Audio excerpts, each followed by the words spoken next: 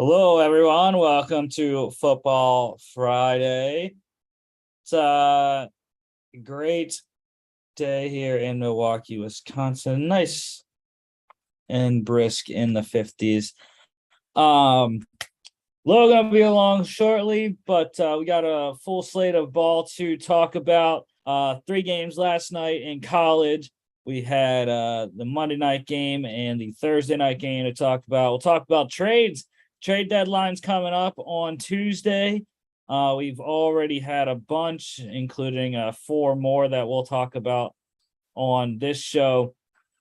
And then we'll talk about all the news and notes, injuries for Sunday, and we'll get you our picks for the college and NFL games at the end there.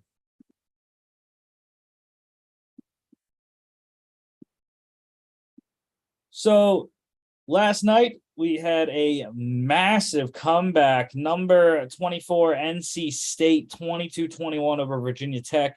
This one was at NC State. Devin Leary obviously out for the rest of the season with his shoulder injury.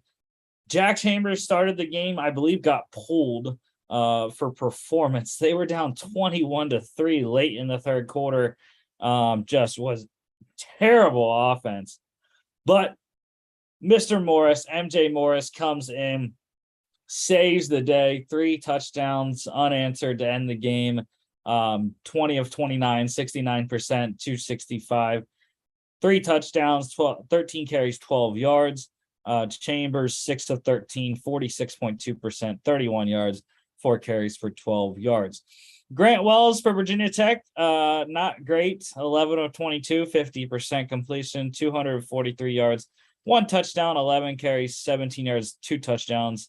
Feel bad for Brent Pry, man. They had this one in the bag, 18-point lead, like I said, late in the third quarter there.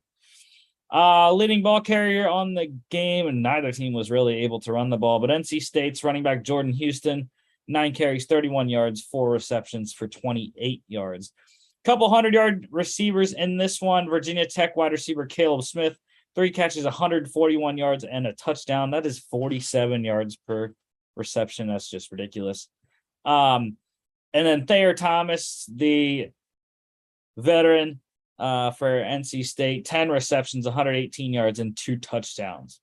Defensively, I'm going to go with the bottom guy, NC State's linebacker Peyton Wilson, 7 tackles, 3 of them solos, 2 sacks, 2.5 tackles for loss, 1 pass deflection, and a QB hurry.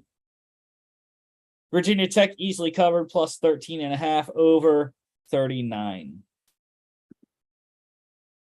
Southern Miss, they get to 5-3. The Golden Eagles beat the Raging Cajuns of Louisiana 39-24. Ben Woolridge for Louisiana, 21 of 46, 45.7%, 336 yards, 2 touchdowns, but he threw 3 picks.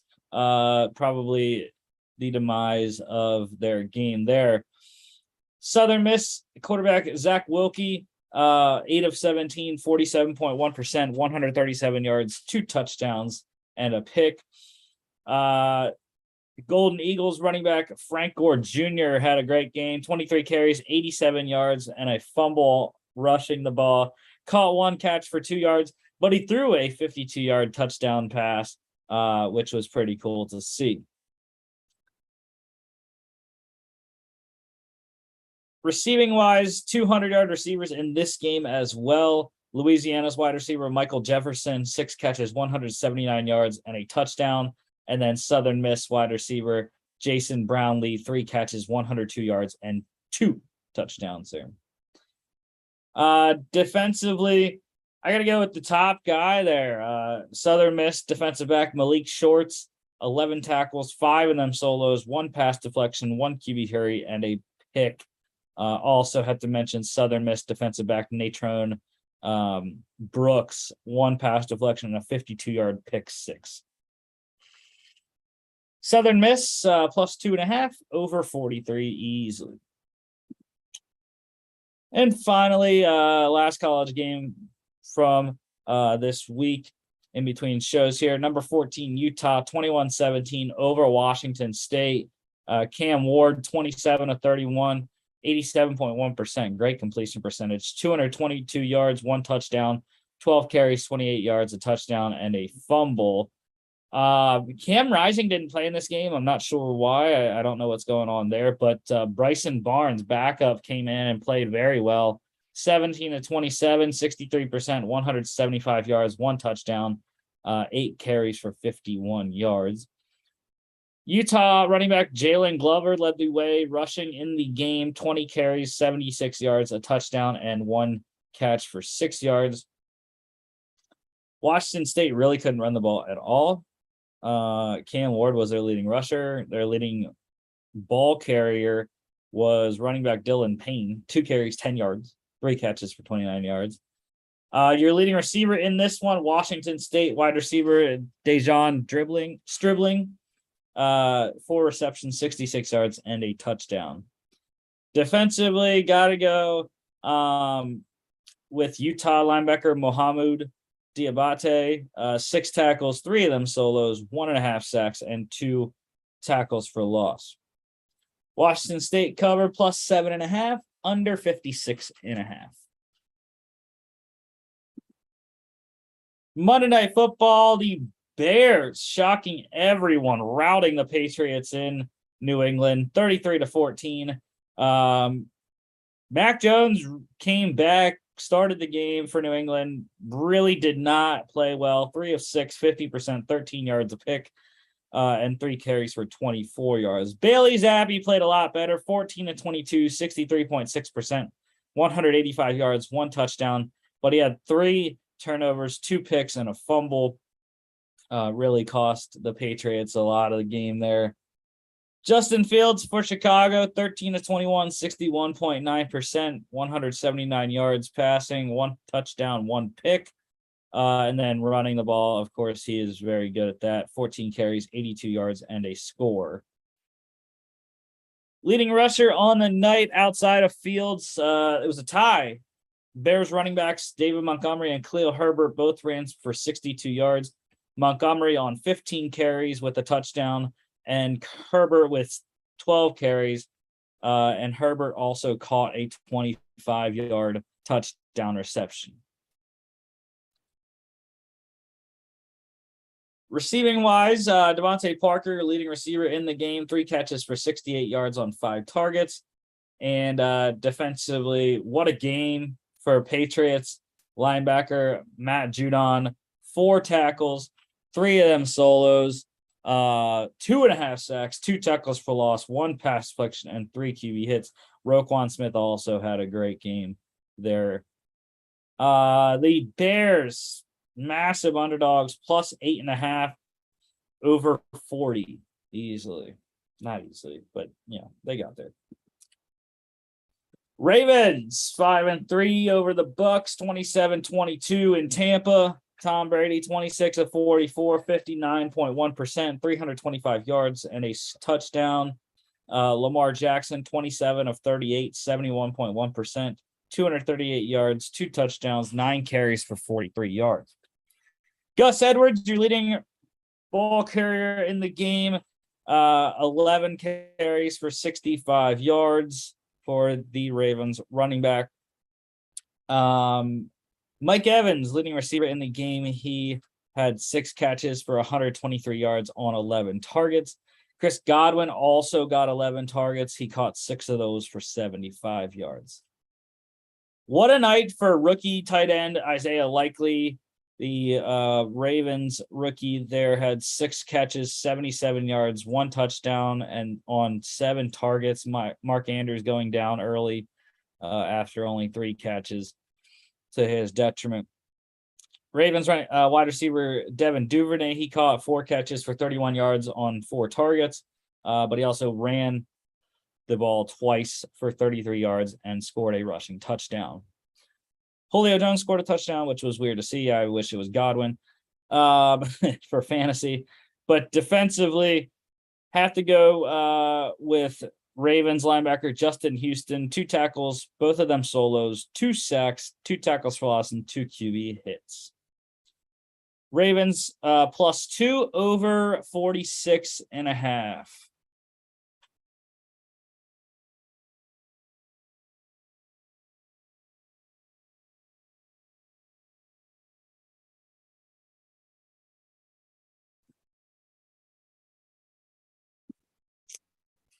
NFL news. We got first off, I just got breaking news. Um, college football wise, literally right now. Condolences goes out to the Georgia faithful and the Dooley family. Legendary Georgia coach Vince Dooley has died at the age of 90. 6 SEC titles throughout his career. And he also led them to the 1980 national championship game, coached at Georgia from 1964 to 88. He was the athletic director from 79 to 2004. And yeah, as a coach, the Dogs went 201, 77, and 10. 7 10-win seasons, and like I said, 6 SEC championship games. The 1980 championships team 12-0, 6-0 record in conference play, and they beat number 7 Notre Dame 17-10 in the Sugar Bowl to capture the national title behind Herschel Walker there. First national championship since 1942. College Football Hall of Fame member. He is in the Georgia and the Alabama Sports Hall of Fames, winningest coach in Georgia football history. And the Dogs finished top 25 12 times during his tenure, including 8 top 10 finishes. So Dog fans will be heavy-hearted going into the game in Jacksonville this weekend. But, pour wine out for the Dooley family and drink up to Coach Dooley. So, yeah, tough news on a Friday. NFL-wise, yeah, like I said, we got a lot of trades going down. It's coming to the trade deadline. It's a lot more active than we're used to seeing the NFL trade deadline. Usually it's not very active, unlike NBA, MLB, and the NHL. But first trade here, the Jets acquiring Jaguars running back James Robinson for a conditional 2023 6th-round pick.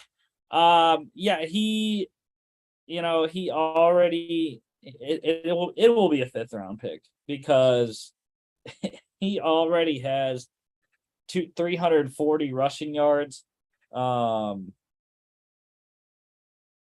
he needs 600 rushing yards for the conditional pick to go from a 6th-round pick to a 5th-rounder. So I have no idea how he will not run for 260 more rushing yards this year across the last 10 games, but we'll see.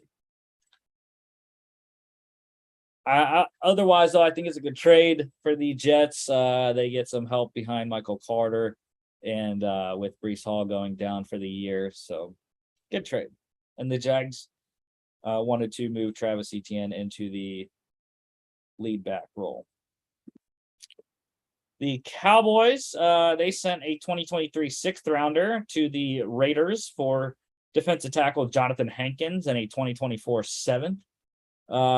So low-level picks here for a guy that's been pretty productive throughout his career. Dallas needing some help on the interior defensive line. And kind of weird that the Raiders are trading away players with how bad they are. You think they would need some of those guys. But yeah, I don't know. We'll have to see how that one works out there. And the Birds, this is a fantastic move. The Eagles sent a 2023 4th-round pick to the Chicago Bears for defensive end Robert Quinn. Look, the man had 18.5 sacks last year, only has 1 sack this year. And I'll tell you why he only has 1 sack this year. Robert Quinn had a 26% pass rush win rate last year.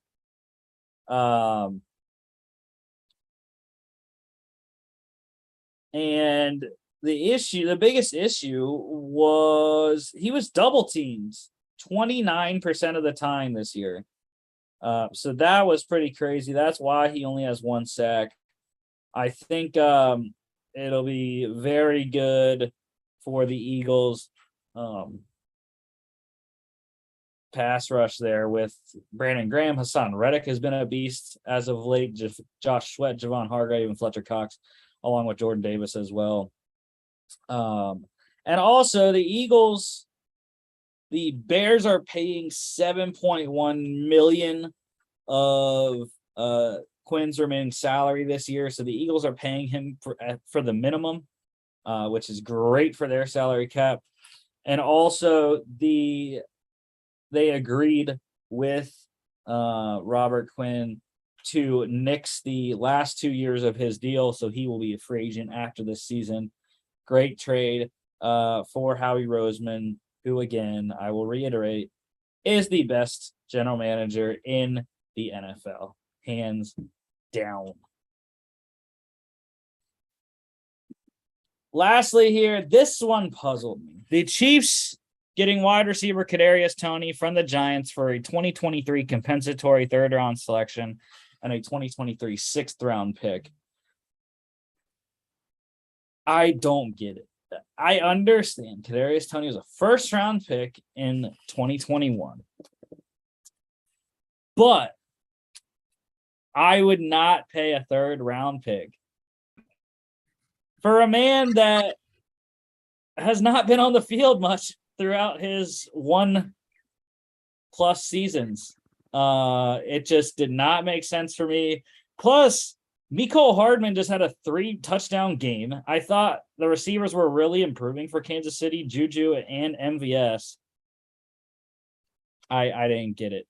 Hello, Logan. You're at the Hello, it looks like I got in at just the right time, huh? Yeah, I agree with what you're saying.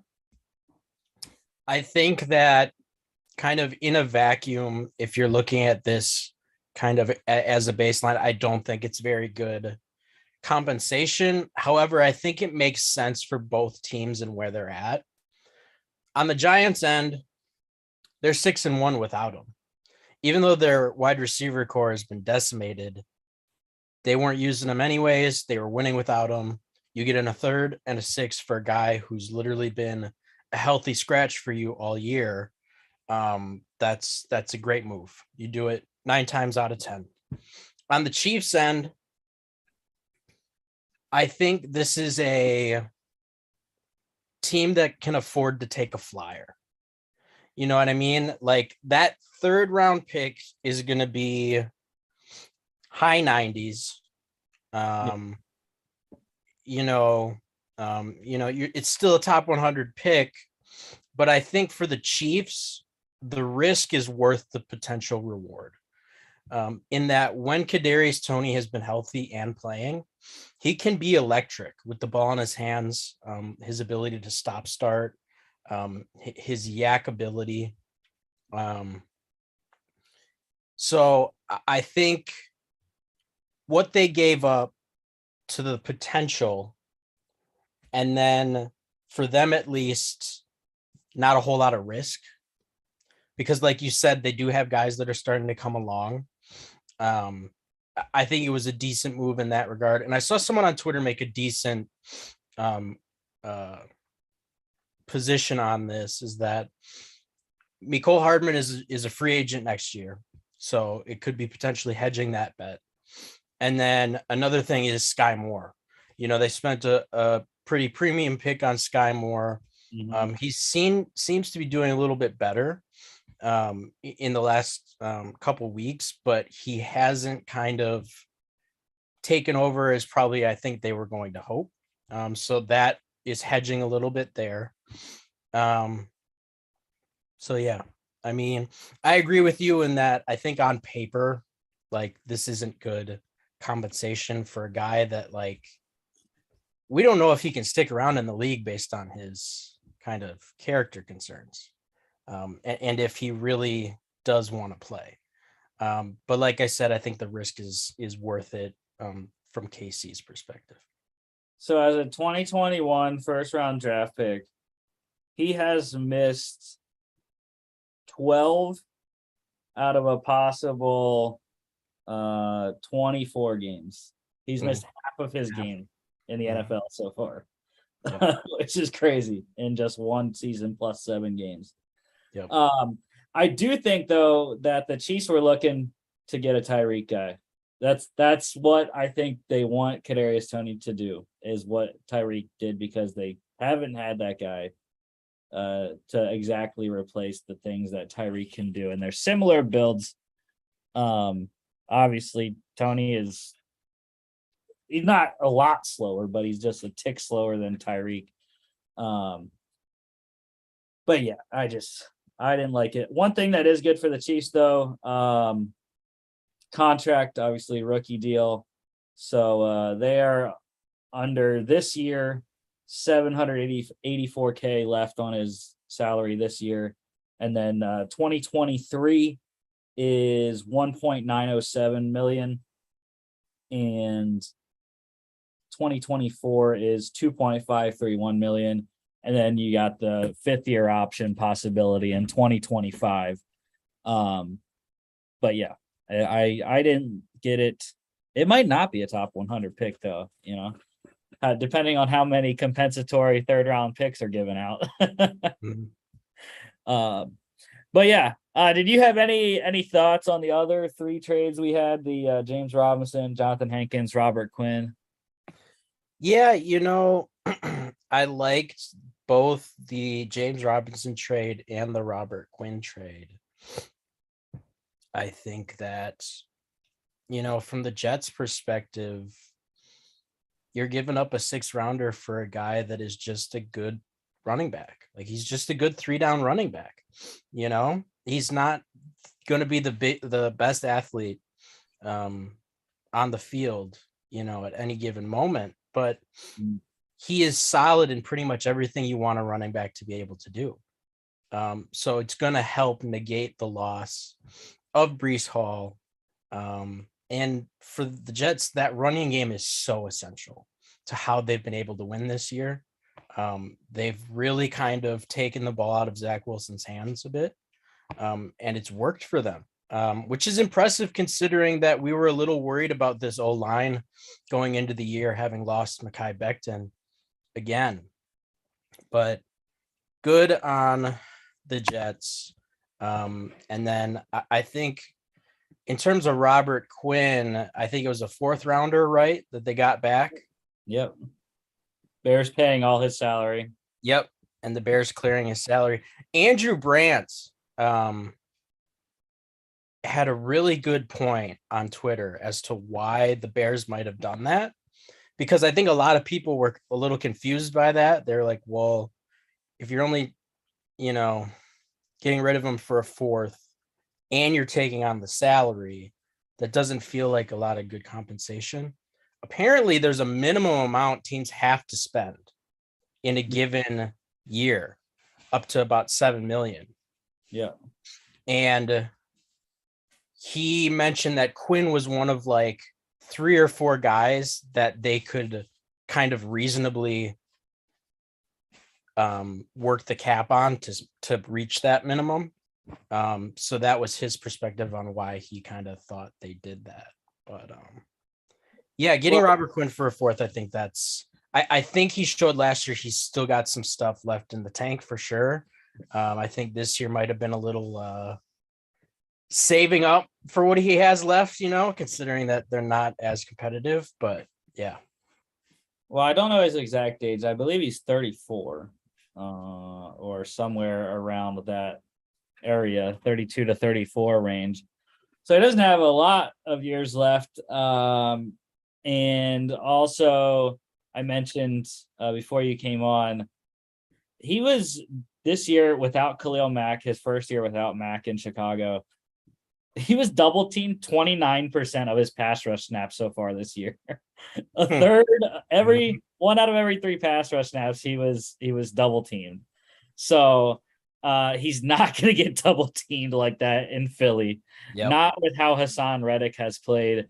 Brandon Graham is there. Fletcher Cox has the attention of the interior offensive lineman. So does Javon Hargrave as well. So he's not going to see a lot of double teams. I think he's going to be very productive, and it feels like Chris Long when the Eagles got him in their Super Bowl run. Granted, they got him in free agency, but it's the same thing. It's a veteran player who knows how to work and can be productive and doesn't have to be the superstar number one pass rusher. Mm-hmm. So I'm excited. Again, I'll say it. I already said it before you came on. Howie Roseman is the best GM in the NFL. Hands down. I mean, right now he's a lock for like exec of the year. Like that is, it's just great roster management, knowing your personnel, knowing the capital you have to maximize that personnel. Because I mean, the Eagles have been firing on all cylinders. They didn't have to make this trade, but they knew that they could. And that if they could, it would at least benefit them in some way. You look at the Eagles defense, honestly, one of the only things maybe that you were looking at this year is like trying to find another kind of pass rush guy opposite Hassan Reddick on passing downs. So hats off to Howie Roseman. He just continues this year just kind of having this masterclass of roster building. And it's funny. I know you're not in this camp because you love him, but I remember not too long ago people calling for his job, you know? So hats off to him. And even with the Quinn trade and the CJ Gardner-Johnson trade, they still have 6 picks in next year's draft, including 2 first-round picks. Yeah. Which one might end up being a top 10 selection with the Saints pick. It could end up as a top 5 selection. I think right now the Saints are at like 5. I'm not sure what the Tankathon draft order is. Love that website. That's a great website. Yeah. But yeah, anyways, I did have to mention, I don't know if you saw, it literally happened, or it literally got broken just about 10 minutes ago. Vince Dooley passing away, age 90, legendary coach at Georgia, 6 SEC championships and the 1980 national championship as well. So that heavy hearts going into the Georgia game this weekend. Yep. Gotta win it for the ball coach. Yes, sir. Duly filled at Sanford Stadium is great. Some general news here. Chiefs, they will be without I would probably say their best pass rusher. I don't know. You could probably argue Chris Jones, maybe they're better than Frank Clark, but Frank Clark out the next 2 games, suspended, violating the personal conduct policy. He pled no contest to a pair of misdemeanor charges from June 2021 incident, possession of a concealed firearm. So Chris Jones will have to be their best pass rusher the next 2 games. Or George Karlaftis, never know, the rookie. But speaking of rookies, Lions head coach Dan Campbell said there is still hope for rookie wide receiver Jameson Williams to play this season. He still says he's still about a month out. So we might only be able to see Jameson Williams maybe for the last quarter of the season, or maybe even just the last game or 2. But we'll have to wait and see. Still waiting on to see if we can get him on the field this year or not. Yeah. And I know this is obviously isn't how NFL teams operate, but it's unfortunate that there's no reason for him honestly to return this year if it's a month out, because by then the Lions are quite possibly going to be eliminated from the playoff hunt. And you worry about them running him back or getting re-injured too soon. But obviously NFL teams are always going to put their best 11 out there on the field. I think he will be one of those guys. Unfortunate for my dynasty teams, I have a lot of Jameson Williams shares. I think he could be a special player. So yeah, just But I do commend the Lions on just taking it easy with them. I think, especially from Campbell's point of view, like that seat's getting hot Right. right about now. You kind of feeling the pressure, maybe like, okay, like can we get this guy in because we think he can change things for us? But they're doing the right thing by him, letting them just get healthy. Hopefully they get him back sooner rather than later. Yeah. And I mean, I just talked to a Lions fan today, helping our good buddy Travis move in his new bride to his place. So I was just like, get a quarterback, and the Lions, I think, will be good. They need a defense too. They need secondary help a lot, but which they thought they got the last couple drafts. Couple updates on starters this week. It's the wrong decision, Billy B, but Mac Jones is gonna start this week in New Jersey against the Jets. So sure, whatever. I'll be looking out for Bailey Zappi coming in the second quarter when Mac Jones ultimately struggles, predictably struggles, I should say.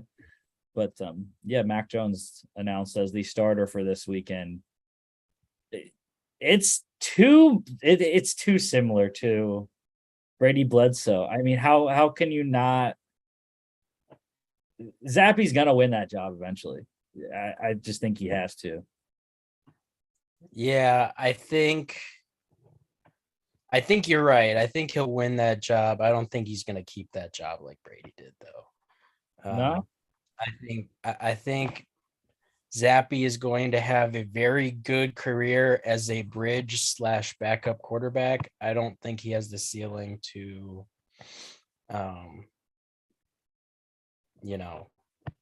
be a bona fide starter. And I could be wrong. I mean, all the dude did at Western Kentucky was just sling the ball every which way and score a gazillion touchdowns. So, but I think at this point, like, you had a full season with Mac. He played okay. This season, there's a clear regression. And the offense hasn't gotten worse in terms of personnel. It's pretty much the same. You got the same backs, you got the same wide receivers, same tight ends. There's some changes along the O-line, but they replaced some of those changes. I think they got better at the skill position with the addition of Devontae Parker. Yeah. Yep. So, yeah, I don't know. But I think you're right in the sense that, like, it might be time to just see what Zappi can do. Yeah, I mean, because they're 2-5. Like, you gotta do something. They're 3-4. So they're 3-4, but they're well behind the Bills and Jets for the division. Mm-hmm. Luckily for them, though, the AFC wild card is not. There's not a lot of teams that are putting themselves above anyone else other than the Jets. Yep. Jets are really the only team that has a really good record in the wild card because there's just a lot of 4-3 teams and 2-5 teams in the AFC wild card hunt right now. Unlike the NFC where it's Giants, Cowboys, and then everyone else in the wild card. And we get to see that divisional matchup this weekend with Jets. Yeah. That's a huge kind of game for the Patriots season. They're going to kind of salvage this thing. So it'll be interesting to see who they roll out. I know Max projected to start, but they're already hedging their bets a little bit. I don't know if you saw this, but a report came out like a couple hours ago that last Sunday, Mac Jones was dealing with numbness in his foot from the ankle injury he suffered. And that possibly played into him being benched and could possibly lead to him being benched again. So see, they can't blame it on the ankle because he was 3 of 6 passing for 13 yards or whatever it was. But he ran 4 times for 28 yards. Like, he was not hobbling when he was running. So it's up here, I think, with Mac. But the other starting QB news, we had Andy Dalton starting again. I don't know why. This is like every week now. It's a thing where we find out Andy Dalton is the starter again, and it's like, oh my gosh, Andy Dalton starting again. Yeah, I thought they were gonna give Jameis the start this week, because unlike the Patriots, I know the Saints are 2-5, and I just their offense has so much more potential with Jameis than it does Andy Dalton. That's pretty much a fact. And I feel like Jameis is fully healthy because he was the backup last week. But they're giving it to Andy again. So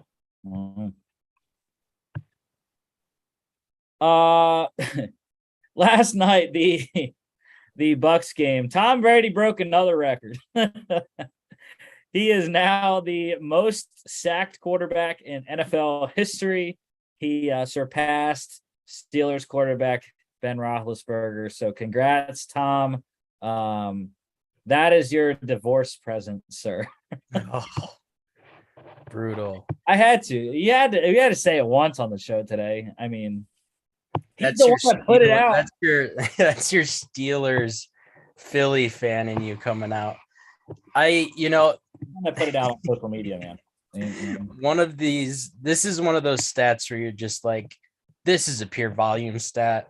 Like, the only reason this is a stat is because he's 45. He's played more seasons than almost anybody else at the cornerback position. So, yeah, to be expected. I'm surprised he hasn't breaking it already. That's honestly just a testament to like a lot of the good old lines he's played behind. So, yeah. 3 guys designated to return opening their practice windows this week. Rams running back Kyron Williams. I'm excited. Steelers linebacker TJ Watt. I think he's going to be back next week, hopefully. And then Commanders defensive end Chase Young. So 2 of the best pass rushers in the league, hopefully returning shortly here in the next week or 2. Yeah, I'm excited for the return of Chase Young. You just hate seeing those serious injuries happen to guys who are so young, especially a guy as talented as he is. And he really came in and was just showing right away who he could be before he got injured. So excited to see him, and hopefully he returns to form. Yeah, my defensive player of the year pick last year went down. That pick went down in flames really quickly. And then one IR activation actually activated off of IR, not just opening the practice window. The Rams, they are getting back wide receiver Van Jefferson. He is going to play this weekend. I think that's major. They have not, Allen Robinson has not really been that guy that Stafford can count on as a number 2 wide receiver. It's literally just been Kupp and Higbee in the passing game. Not really much production from anyone else. And I think Stafford trusts Van Jefferson a lot. Mm-hmm. So I think getting him back will help that Rams offense. Yeah. Yep. Totally agree. He was really the number 2 before they went out and got OBJ. So I think him back healthy, if he's still as effective as he was before, could be a big deal for that offense. And then a couple guys placed on IR. Obviously, we know about Jets running back Breece Hall, offensive lineman Elijah Vera Tucker as well for New York. But also Saints corner Bradley Roby placed on IR, out for the next 4 games. I believe he's not done for the season. I don't know exactly what his injury was. I think Vera Tucker is going to be more. Do you think Vera Tucker's injury is going to be more hurtful than Hall's? Because they already have Michael Carter still. So that's true. I don't know enough about their depth at like IOL. As far as I know, it would be Connor McGovern, I believe, one of the two Connor McGoverns that are in the league. And that is a step down from AVT. I think you could make that argument considering that they went out and got James Robinson.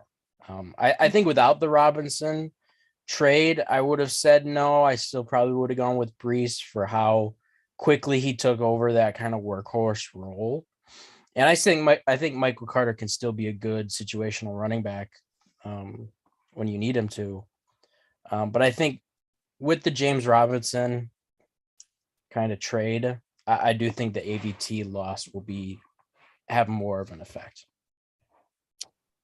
Injuries here. 49ers fullback Kyle Juszczyk. He underwent finger surgery. He is out this week.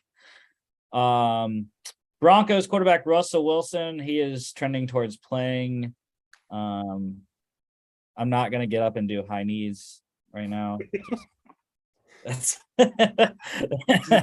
But yeah, Russ is gonna play more than likely in London this weekend. The Bengals missing a key piece. Jamar Chase, he is out 4 to 6 weeks with a hip injury. No surgery needed, but could go on IR. I know Zach Taylor kind of didn't really comment on the IR thing, but yeah, T. Higgins, the dude, and Tyler Boyd fantasy owners are just rejoicing right now for the next 4 to 6 weeks because coming off a monster game for Boyd, and now he is the wide receiver 2 instead of 3. Like, you gotta love if you have Tyler Boyd. I know I don't have him in any league, but yeah, it's going to be interesting to see. I think it's an unfortunate injury for Cincy in that it's come at a really bad time. The last 2 weeks, they've gotten on track in a big way. Like, I saw someone tweet, they're like, okay, yeah, this is the Bengals offense that took him to the Super Bowl last year, beat KC, took down Mahomes. And luckily for them, it's an injury at their obviously like deepest position, like you just mentioned. It's next guy up. But it is hard to replace just what a special player Jamar Chase is. So hopefully for them, it's on the shorter end of that 4 to 6 week range, and there's no other kind of complications that come up. They'll be fine. They're playing Cleveland on Monday. That'll be fine. Bad news for the Bucks in an already horrific season for Tom Brady. The Bucks lost star pass rusher Shaq Barrett for the year, out for the season, torn Achilles tendon. I really don't even know what they're gonna do because like Tryon Shoyinka is gonna have to be their number one guy, but they really don't have anyone else. Mm-hmm. Yeah. So I have no clue what they're gonna do at pass rush. Yeah. Well, that D line that won them was, well, not won them completely, but that was a huge part of their Super Bowl run. It looks completely different now. Vita Vea is the only guy now left on that D line.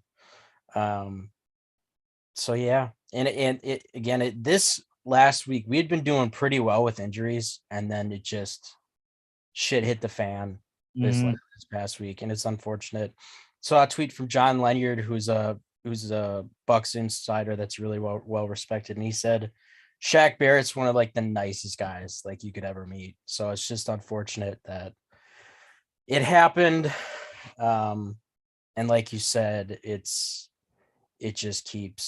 hits just keep coming for Brady and the Bucks. I mean, mid-season retirement from Tom. He ain't gonna go out like that, I don't think. Also, star player Ravens tight end Mark Andrews went down last night, shoulder strain officially. I haven't heard any news on like exactly what's wrong, but probably gonna miss at least 1 week. I would think it's gonna end up being 2. but it's okay because, like we showed on the Thursday Night Football recap slide, they have a monster behind the monster, and that is Isaiah Likely, who had a crazy good game in his first real production. A lot of snaps, more snaps than he's been getting. So, ins and outs. Jets wide receiver Corey Davis, he is out. His MCL sprain. Interestingly enough, Elijah Moore is in. He is going to play this week after requesting a trade. So we'll see. I don't know how much he's going to be involved. But yeah, that's it's so weird. Like the Jets just keep guys. They're like, no, we're not going to trade you. Corey Davis, nah, we're going to keep you. More, nope, we're gonna stick with you. Yeah, when I saw the Elijah Moore trade request, I immediately got the same feeling when I saw the Debo trade request, where it was like, is this really or is this like leverage? Is this kind of just a knee-jerk thing? And sure enough, the Debo trade was done, like that request was done in like 4 days, and then they like got a deal done. So yeah, I don't think Elijah Moore is going anywhere before the deadline. Like you said, I don't know if that means more playing time for him or not, or whether he actually, kind of makes an impact on this offense this year. But I don't think he's going anywhere. Or I was wrong with the Corey Davis. Denzel Mims. Yes. Was the other guy that requested a trade, but they've kept him so far. I heard like one rumor that they're looking at possibly unloading him somehow. But Panthers running back Chuba Hubbard, he is out. That ankle injury he suffered late in the game last week. So big day for Deontay Foreman coming up against a suspect Falcons run defense. Talk about that more on that game preview, but I'm excited for that. Colts getting some good news finally, injury wise. Shaq Leonard gonna be back this week from his back injury. So yeah, played one game so far this year after back surgery in the offseason and got a concussion, re-injured his back, and now he is coming back finally again this week. Otherwise for the Colts, quarterback Matt Ryan and defensive end Kwity Paye, they are both out. Again, Ryan was going to be benched anyways, whether he was injured or not. So Sam Klinger, first start of his career. Rams running back Cam Akers, he is out again. Non-personal is what the official designation was for Cam Akers. So that was funny to look and see what that was. It's literally as ambiguous as non-injury. So Saints wide receivers Michael Thomas, Jarvis Landry, they are both out. As is Cardinals running back James Conner with his rib injury. Lions possibly getting some good news. Running back DeAndre Swift, he is expected to play. Wide receiver Amon-Ra St. Brown is questionable. I think he will play too. I'm not exactly sure though. Packers, bad news. Wide receiver Alan Lazard, he is out. He had the Rice Krispie men come to him. Did you see that? What he said? Oh my God. So he hurt his shoulder in practice, and he said, I heard the snap, crackle, and pop. he said the Rice Krispie guys came over to me. I was like, damn, dude, that's sad. But yeah, he is out with a shoulder injury. So please, Romeo Doubs, give me some points against one of the best defenses in the league. The Romeo Doubs, Christian Watson, revenge games, breakout games are coming. Shock the world 2022. Sammy Watkins is going to go for 200. Sir. Former team. Cowboys running back Ezekiel Elliott, he is doubtful with his knee injury. Makes sense to keep him out. They got a bye next week. So shouldn't play him more than likely. Bunch of guys questionable for Dallas.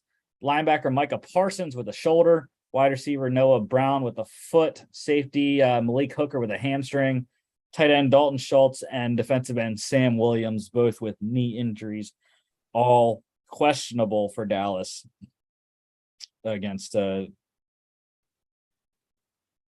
don't remember who they're playing. We'll get the Bears. Seahawks wide receiver DK Metcalf. He's questionable. I was shocked when I saw that. I thought DK was like out like for good the next couple of weeks, but apparently not. He's gonna play through a patellar tendon strain or sprain. I don't know what. I didn't actually hear what the exact injury was. Yeah, I don't know what it is. Pete Carroll just said he's got a patellar thing going on. What's that mean? You know what? He's an alien anyways, I'm convinced. So like it makes total sense. Like but I would strongly push the Seahawks to not play him if you just don't want to deal with a patellar tendon issue. That's a major. I'd say patellar tendon tear is probably worse than an ACL, because it's a lot more important to your knee being literally the thing connecting your femur to your tibia in the front of your knee. So, which is a good thing generally.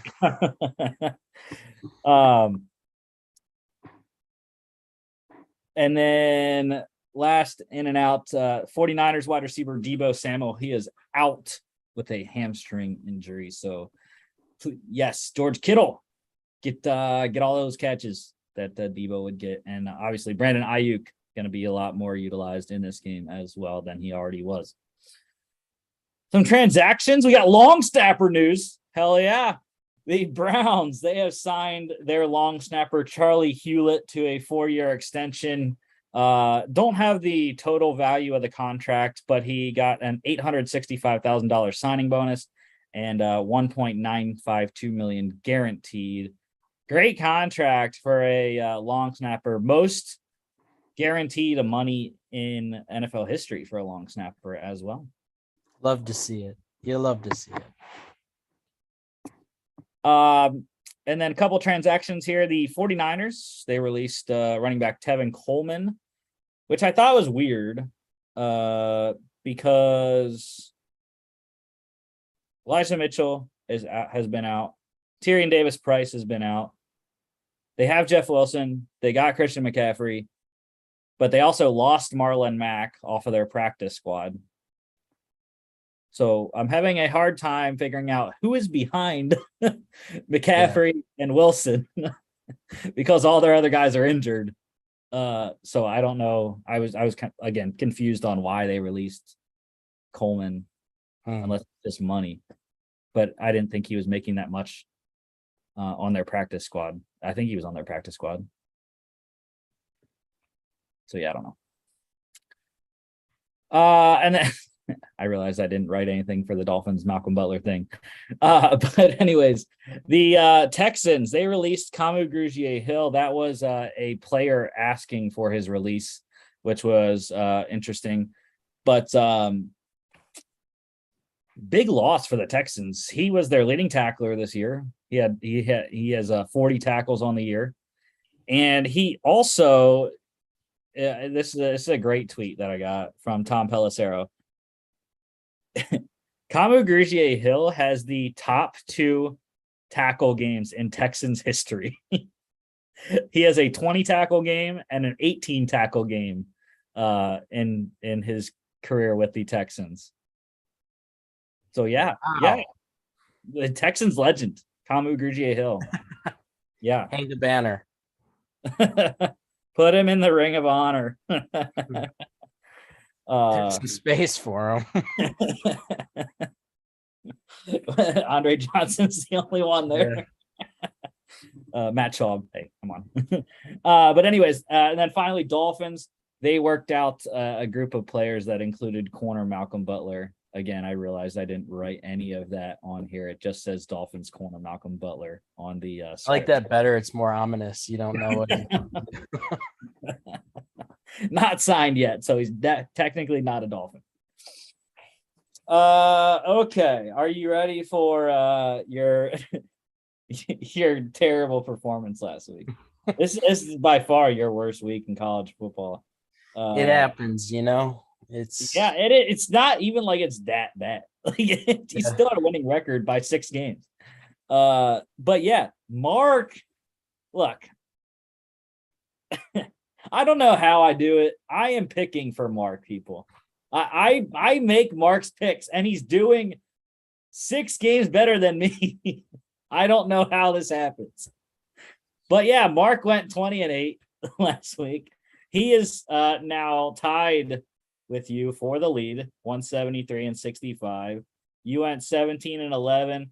I went a nice 19-9, but I didn't gain anything except I gained 2 games on you, which I guess is gaining something considering now y'all are both in the lead. So yeah, I'm 6 games back of the lead. Lone Wolves last week. Mark got his only one right, so that's where he got me. He got Oregon right over UCLA. You had a hell of a Lone Wolf slate. You went 8 Lone Wolves last week. Get out. You're kidding. Yeah. Did I really? You got SMU wrong. They lost to Cincinnati. Kansas wrong. They lost to Kansas State, I believe, was last week. Buffalo, you got right. They beat Toledo. Texas lost to Oklahoma State. Yeah. Wisconsin, you got right. They beat Purdue, unfortunately. Boise State, you got right. They beat Air Force. Or no, Kansas did not play Kansas State because you lone wolfed Kansas State too. Did win, right? Well, what? They did win, right? Kansas State. So Kansas lost. I don't know. Kansas State lost to TCU. Oh yeah, that's right. Kansas lost to Baylor. Kansas lost to Baylor. I had that. That was the first thought in my head was Baylor, but I don't know. And then you lost Montana. You lone wolfed the FCS game of the week, or one of them. We all were in on Sacramento's. Or no, you lost against Sacramento State. We all went on the other one. We all went Montana State. So it's tough, but you know you gotta put yourself out there, take some risks. So your lone wolves ended up going 3-5. 3-5 for you lone wolves in college last week. But it's all right. Got some more this week. So starting off tonight, there's actually 2 games tonight. We're only going to cover one though. This is the one. The other one is Louisiana Tech at FIU. But ECU at BYU. I was close to picking the Pirates. I don't know. BYU is just, I don't know why they're not good this year. Like they played a tough schedule. I'll give them that. But I just think in Provo at night is just a crazy environment, and that's tough for ECU to go into. Yep, crazy environment, and I'm still a believer in my boy Jaron Hall. It was close, like you said, but for me, always the kind of factors that I look at to kind of, you know, if it's an even split, factors on who I pick is quarterback and home field advantage. BYU has both here, so went with the Cougs. I don't know exactly what they're wearing tonight. But if I was BYU, every night game that we play, I would be wearing those sweet black jerseys that they have with the blue accents. I absolutely love their black jerseys. Now, don't get me wrong, their all white look is Yeah. also very clean, but I don't know. I just like the all black. They just have a good look, period, man. And it's not like Oregon where they have to do all this like crazy shit to like make it work. It's just like just a solid aesthetic. BYU 3-point favorite here. Over under is 63.5. I'm gonna go under that. Probably gonna be wrong, but I'm gonna pick the under. This one's 8 p.m. on ESPN2. Tomorrow, it is rivalry weekend. There are a lot of rivalry games going on. And I will preface this game. Obviously, I'm gonna pick Penn State. We are, but this weekend, I think we're gonna look back on it and be like, holy hell, like there are so many games against ranked teams on the road at unranked teams. It just, to me, it sets up as a dog weekend all day long on Saturday. Starting with this game, if Penn State wins this game, they are going to set the tone for every other single underdog out there on the rest of the slate. And I think we're going to have a bunch of teams go down on the road. It's tough because a lot of the ranked teams that they're playing, the unranked teams that the ranked are playing, aren't really that good. But you just never know when it comes to a road game. So yes, number 2 Ohio State, 15-point favorites in Happy Valley at number 13 Penn State. Game day should be here. I couldn't tell you why they are going to goddamn Jackson State this weekend to watch. Yes, they are. They're going to Jackson State versus Southern. Southern, a team that hasn't played anyone. They're 5-2. They haven't played anyone. Neither has Jackson State, really, when you look at their schedule. Southern's not even ranked in the FCS top 25. It's a ranked versus unranked matchup, and JSU's at home. They're going to blow Southern out. Apparently, it's a rivalry game. I don't know. Big noon kickoff will be here, though. So at least we get freaking Reggie Bush and Matt Leinart and freaking Urban Meyer. But anyway, yeah, I do think, though, Penn State matches up with Ohio State better than they did against Michigan. I thought Michigan was a good matchup for Penn State. Penn State came into that game with the number 8 ranked rush defense in the country and, got ran over by Michigan, 400 yards. But as long as if they can stay in the game, that, obviously it's always number one. Your number one priority is to get through the first wave if you're the underdog. Get through the first quarter in the game. If you're in the game after the first quarter, I think you have a really good shot.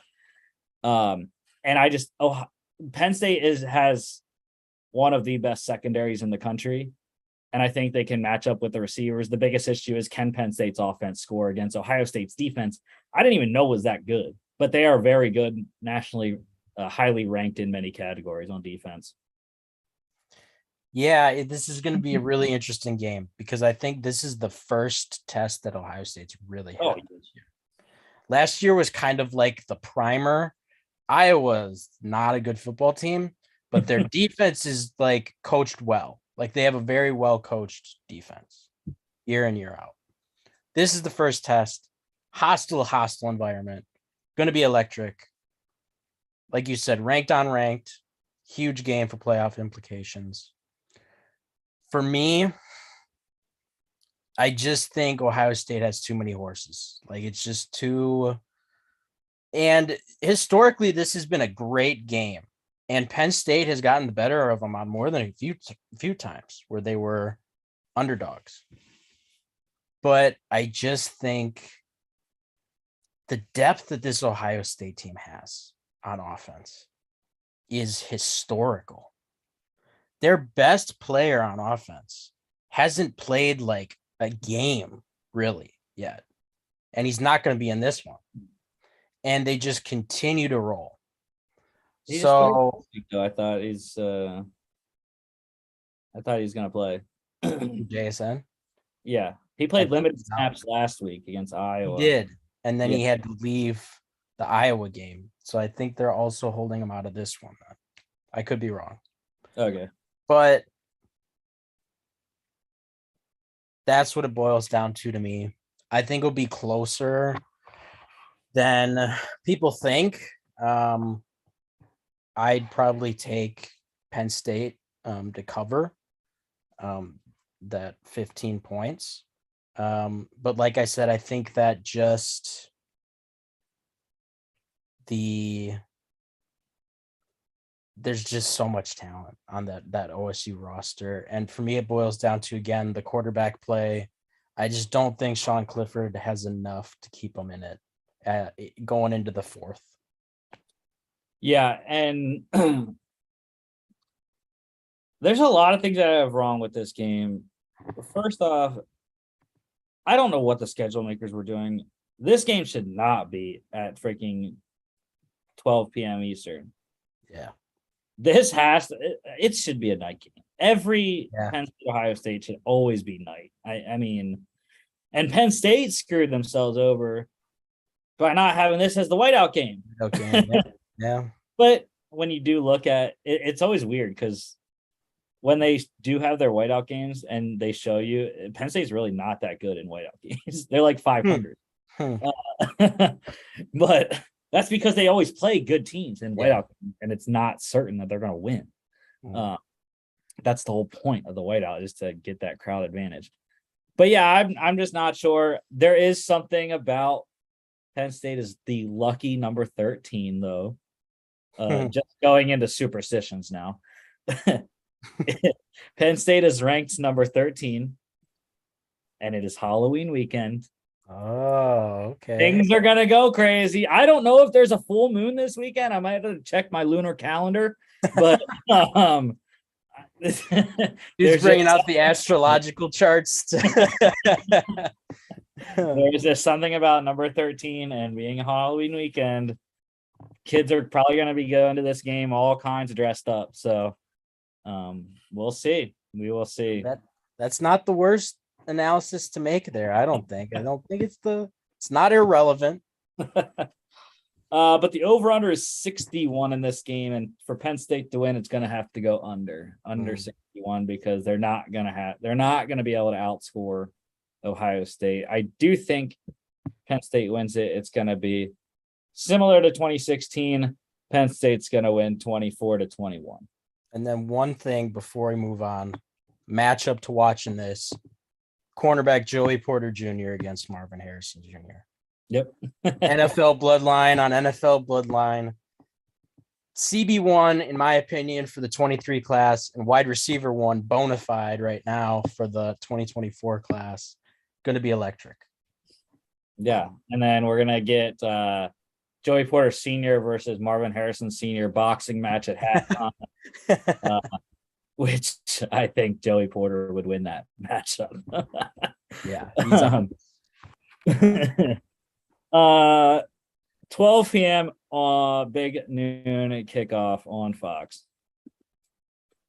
Big 12, number 7, TCU at West Virginia. This was another one. Again, I wish this game was at night, because if it was at night, I would strongly lean toward picking West Virginia. Going into Morgantown at night is a different animal. Going into Morgantown during the day is not going to be that much difficult. And I think TCU going to continue their run towards the Big 12 championship game. Max Dug gets it done over. This one, I think, is going to be a freaking shootout, though, in Morgantown. Yeah. This does feel a little bit like a trap game, kind of like how you alluded to. But I do think TCU pulls out. TCU has been so impressive this year. It's funny because they were winning, early on, and now they're getting their best player more involved. Quentin Johnston, man, is an insane individual. He's a guy at his size should not be able to move the way he does. His release and like his agility reminds me of Devontae Adams, who is not 6'4", 215 pounds. So it's insane. He's a freak athlete. It's awesome to see him have more of a role in that offense.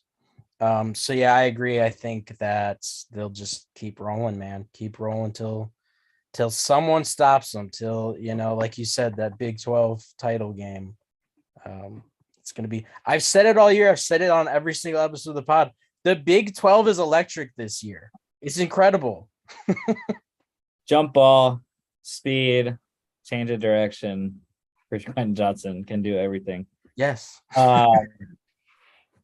Like I said, the total is set at 68.5. I'm taking the over. Like I said, I expect this thing to be a Big 12 shootout, old school Big 12 in Morgantown. It's going to be a fun game. 12 p.m. on ESPN. Notre Dame at number 16, Syracuse. We are all on the orange here. And it's because it's in the dome, right? The dome is something else. I feel like that's the biggest theme of today's show is home field advantage for teams. And anytime you're playing in the dome, man, that's tough. Mm-hmm. Yeah, this one was really close for me. I almost went Notre Dame, but I was actually pretty impressed with how Syracuse played against Clemson. They were really hanging in there, and they looked really good through three quarters. So I think they get it done. I think Syracuse is a bona fide team. I think they probably do well enough to get close to a New Year's Six bowl this year. So yeah, going with the orange, man. Sean Tucker, let's ride. Over under is 48 in this game. I actually do think I'm going to go under, but like very close. Somewhere in the 20s for Syracuse, and I don't know, 17 for Notre Dame. That one's 12 p.m. on ABC. Mac, Toledo at Eastern Michigan. We're all on the Rockets coming off a loss to Buffalo. That was very significant for the MAC, the MAC East division, facing another MAC East. No, Eastern Michigan's in the West, I believe. All three of the Michigan teams are in the West. This is weird because they're Eastern Michigan, right? But yeah, so cross-divisional matchup here. I think Toledo gets it done. They need this win after that loss to Buffalo and try to rebuild their chances to get into the MAC championship game. Yeah, love me some action, baby. I'll be honest. I didn't know who to pick for this game, so I just went with the spread. I just went with the 7-point favorite, touchdown favorite. Daquan Finn is I like him. He can do a lot of different things at quarterback for Toledo there. And also, speaking of, are you excited? Maction is back this week. If you didn't look at the schedule, we have games on Tuesday and Wednesday this week. 4 Maction games midweek. Need it. Over under here is 54.5. I'm going to go just under. Eastern Michigan doesn't score enough points. 12 p.m. ESPNU. World's largest outdoor cocktail party. Jacksonville, Florida, the site for this one. TIAA Bank Field, where the Jacksonville Jaguars play. Florida at number 1, Georgia, 23.5 point faves for the Dogs. Yeah. Go Dogs, and we're gonna win this one for Vince. So yeah, when I was doing kind of the preseason look at stuff, I thought this could be kind of one of those trap games for Georgia, but it's at home. And I think that Jacksonville was the home team. Yeah, I think that defense is just gonna have Anthony Richardson in hell, man. Just I don't think it's gonna look very pretty. Fortunately. Yeah, I don't know. 23 points is quite the wide margin. I don't know if it'll be that big of a blowout, but I just think that the offense doesn't match up well enough against that amazing Georgia defense. So, yeah, I don't think it's gonna be pretty. I will be at Stacked Burger Bar watching this game on North First Street. So, Nice. anyone's welcome to join. That's where the UGA alumni chapter, our Milwaukee UGA alumni chapter, will be having our watch party. Really? That's cool. Yeah, it's a good time. But yeah, craziest thing, Georgia defense is doing this without Jalen Carter. So yeah, yep. Over under is 56.5. I'm going over. I think Georgia scores enough points to get this over. This one is 3:30 SEC on CBS. Number 8, Oregon at Cal. No one wanted to go out on a limb and then get Oregon coming off a massive win over UCLA and have a letdown at the Cal. The Bears. No one thinks the Bears are going to get them here, but yeah, I mean, Bo Nix. I said it in the recap last week. Bo Nix had the best game of his college career against UCLA, and I wouldn't be shocked if he turns into Bo Picks in this game and the Ducks win it close. Yeah, I wasn't sure, to what extent, I don't know what the spread on this game will be, but I think Oregon wins it. I was pretty confident in that pick. I think they are a good football team. I think it's just they ran into a buzzsaw, week 1 or week 0 against Georgia.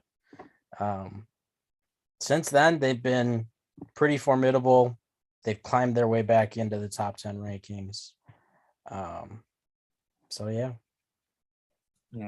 Troy Franklin is a beast at wide receiver for them as well. Just uber explosive. Over under is 58.5. I'm gonna go over on that one. 3:30 on FS1.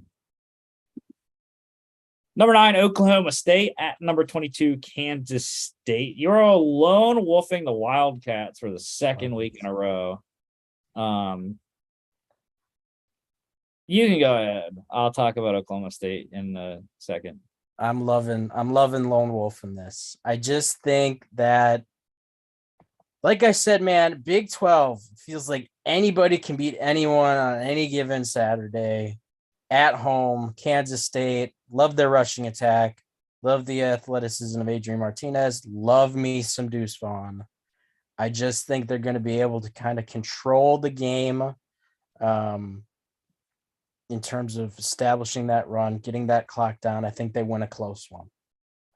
If Martinez is playing in this game, I would assume he is, considering they're favorites. Because Will Howard played most of the game last week. But against TCU, which they had a big lead and they lost it because Max Duggan finally woke up. But look, I think Oklahoma State, I believe after the first couple of weeks, I picked Oklahoma State to go to win the Big 12 then. And I think that is they're going to get back to that title game this year, probably against TCU. And this is just, another step. And Gundy is finally going to get, that Big 12 title that he's been seeking for his whole career. But yeah, I think Oklahoma State wins it. Love Spencer Sanders, Brennan Presley at wide receiver. And they have their own pretty good running game with Sanders and Dominic Richardson as well at running back. Over under here is 56. we gonna play some defense in this game, or are we gonna hit the over button? Like I said, man, if you're betting on the run game of Kansas State, I think you hit the under. Gotcha. 8 touchdowns under. 3:30 on Fox. Number 10, Wake Forest at Louisville. Mark's Lone Wolf and the Demon Deacons on the road. He believes in Sam Hartman. I thought I was going to be Lone Wolf in Louisville, but I guess you and I had the same thought. It's Malik Cunningham.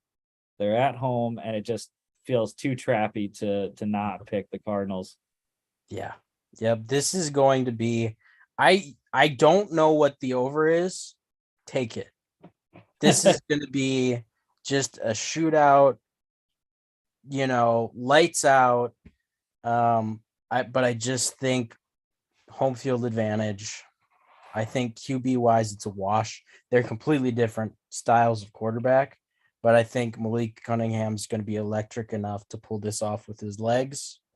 So that's why I went Louisville here. Like you said, it feels too trappy. I'm not a huge believer in Wake Forest. That's terrible.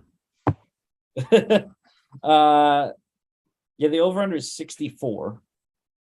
So that's a lot of points. 9 touchdowns plus 1. But yeah, black unis possibly for the Cardinals in this one. I would love to see that. Again, I don't think they look as good though when it's not a night game. This game will go into night, obviously, being a 3:30 game. 3:30 on ACC Network for that one. Number 17, Illinois at Nebraska. Got a nice, clean 7-point favorite here. 1 touchdown. We are all on the Illini, and why wouldn't we? Nebraska somehow has gotten to a 3-4 record, and hell, they might even get to a bowl game this year under their interim head coach. But Chase Brown is gonna run all over, and he's gonna eat a lot of corn in this game. Yeah. And that's what it is for me. I contemplated going Nebraska here at home. They really have nothing to lose. And I'm just like kind of with Wake Forest. I'm not a big believer in the Illini, even though they housed my Badgers. But like you said, it's Chase Brown, man. When you have a guy like that on your team, you can win a lot of the majority of your games, especially games like this where it's a weaker division opponent. So yeah, I think they pull it out. Yeah, and I think 7 points is a good kind of spread there. Picking Illinois in a couple weeks to beat Michigan. Are you really? No shot that happens.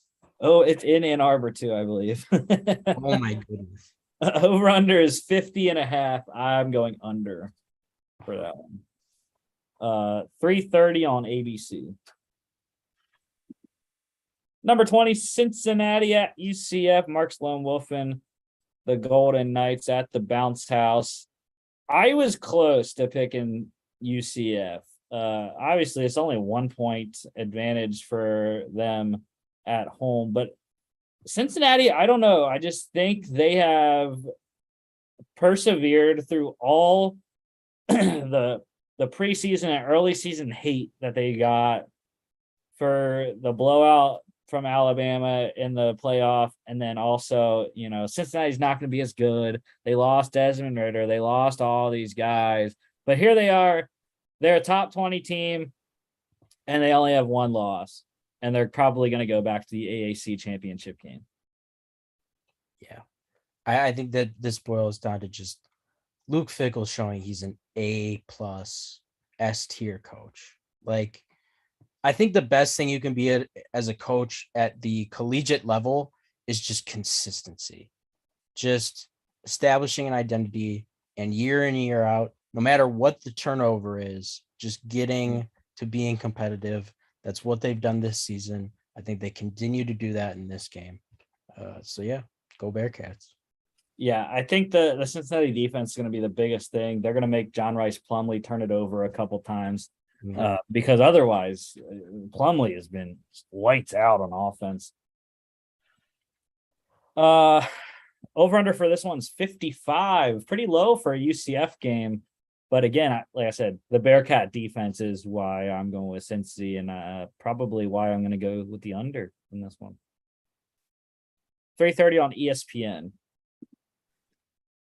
Mizzou at number 25, South Carolina. I really don't even know how the Gamecocks got into the top 25. Nor do I know how they're 5-2.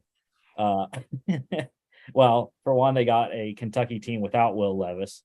But regardless, somehow Shane Beamer has the Gamecocks in the top 25, and they're going to win this game at home in Columbia.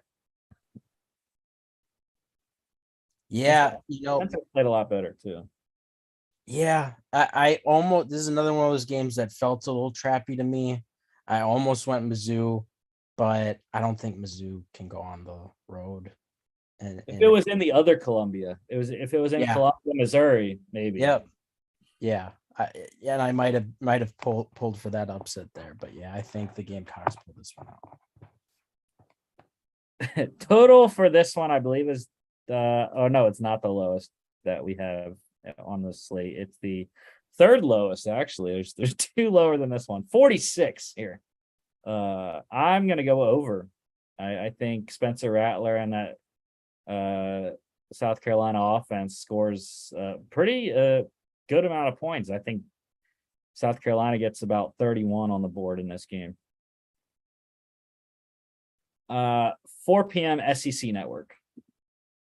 South Alabama at Arkansas State. Yeah, the Jags have been fantastic this year.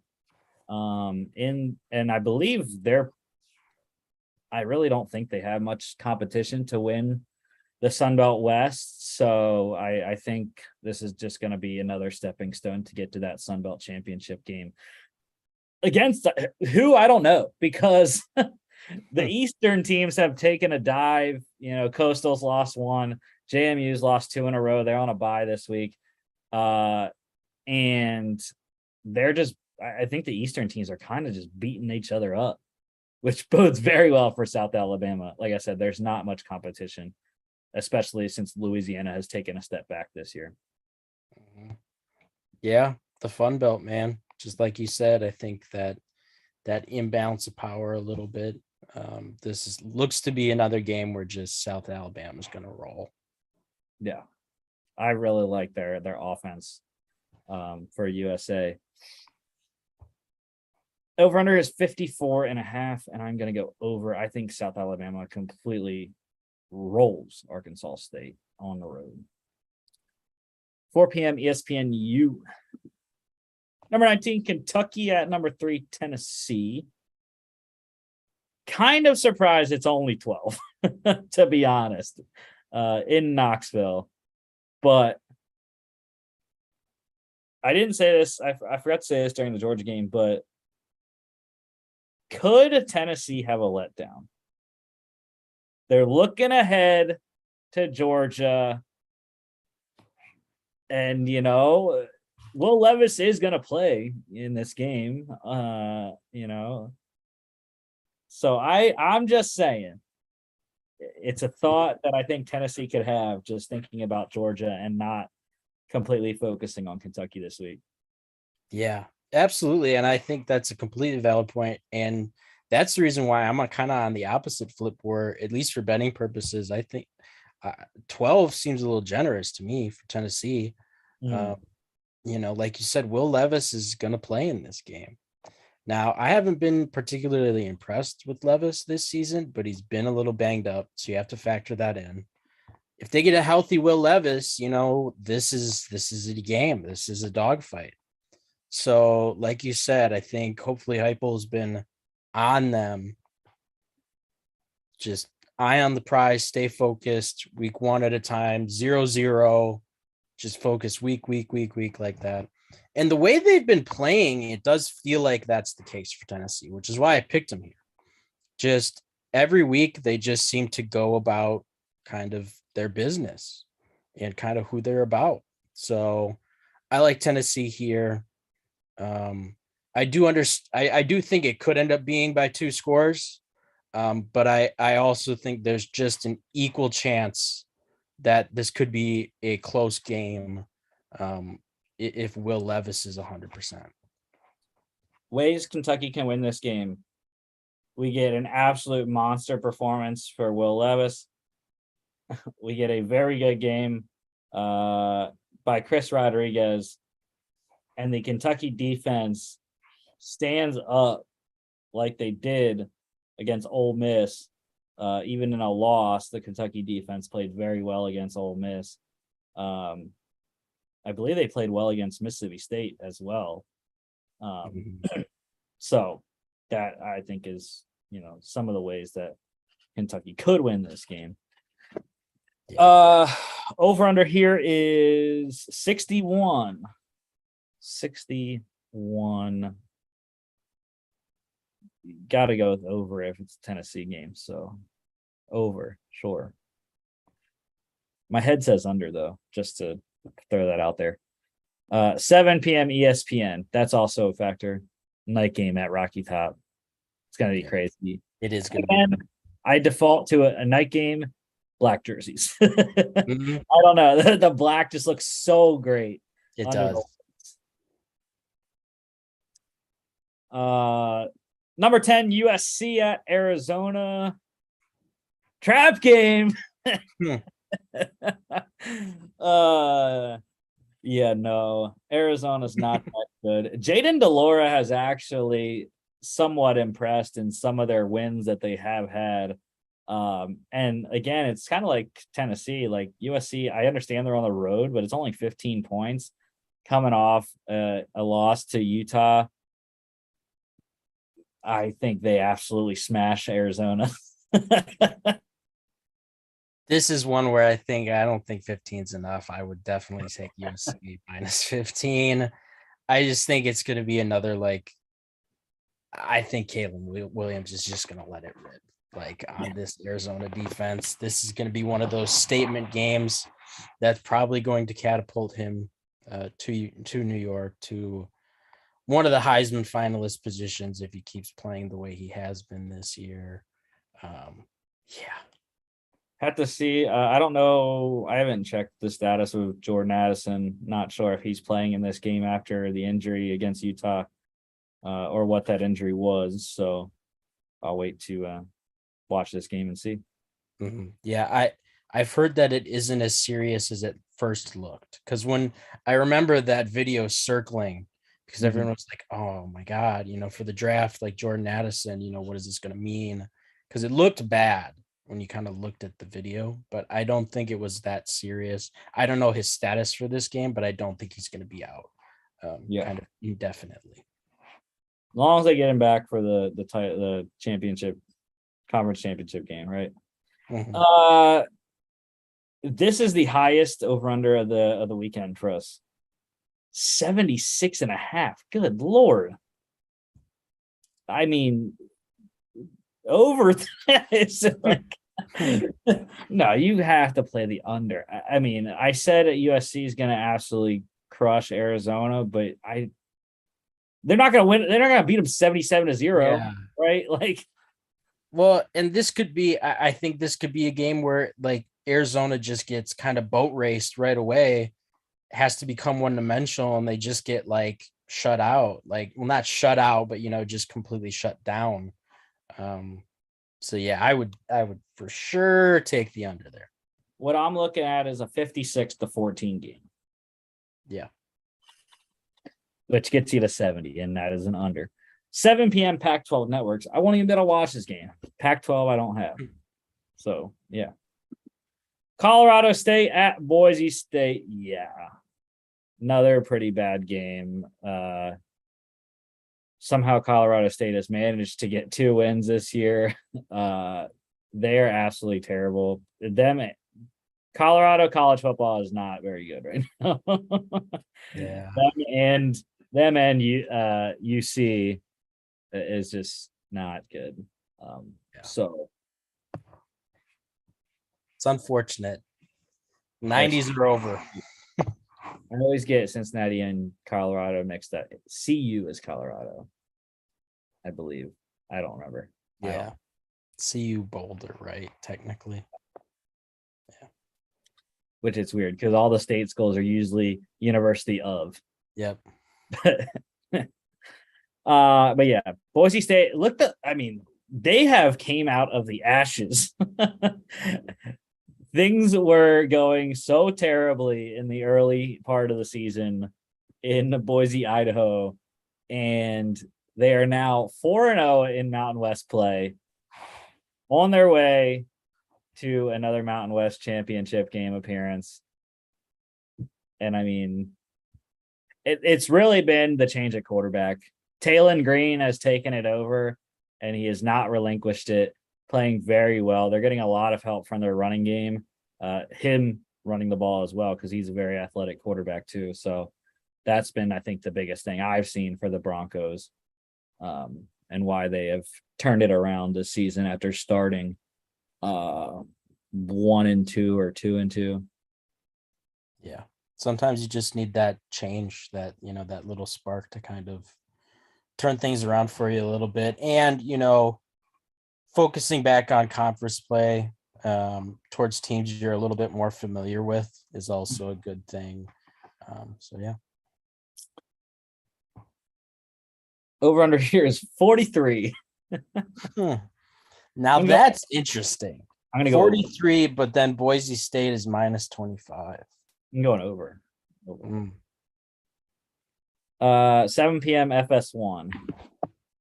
Coastal Carolina at Marshall. I was like a millimeter from picking the Herd at home. They are really set up right now in the Sun Belt, and it's kind of weird because they're only 4-3, but they are in the driver's seat right now for the Sun Belt East division.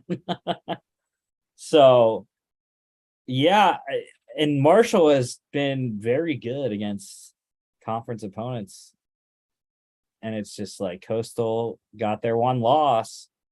I just can't pick against Grayson McCall. I can't. That's exactly what it came down to for me. And seeing us all on them has me wanting to change my pick a little bit, but sticking with it. And like you said, man, just Grayson McCall. I think he gets it done. Vet QB on the road. I think he handles it well. I think he pulls out with it. Okay, so I'm wrong. Marshall's only 1-2 in conference, but I don't know. In my head, I thought that Marshall has just been like sneaky good this year, because they have been.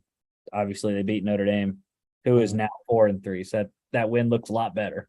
That the Irish are 4-3. They just beat JMU, granted, without Todd Centeio at quarterback. So there was a little asterisk there. But they've also lost to Bowling Green this year. So they played Troy close, though, who I think is South Alabama's biggest competitor for the Sun Belt West division. Over under for this one is 55.5. I'm going under on that. 7 p.m. and you can watch this on NFL Network.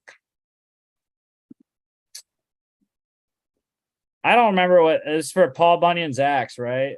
I believe that is what this rivalry trophy is. The diet version of Paul Bunyan's axe. Michigan State at number 4, Michigan. Wolverines are gonna take this. Little brother is gonna go home crying, unfortunately, for Mel Tucker and the Spartans. Yeah, this is one of those, we talked about it before we got into the preview, is like trap game week, rivalry week. But I couldn't swing me on this one.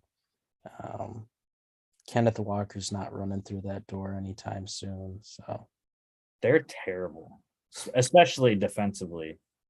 Uh, Michigan State is just like a sieve on defenses. It's bad.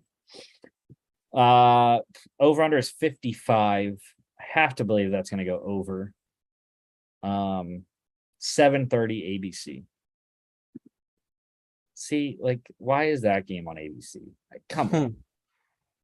Ohio State, Penn State's not on that game on ABC, really. Number 15, Ole Miss at Texas A&M. 1.5 for the Rebels. Their first loss last week against LSU. I don't know. This is another game that has trap feel with A&M's defense. But it's just they don't have a quarterback. Yeah. On the Aggies team. So Yeah. going with the Rebels.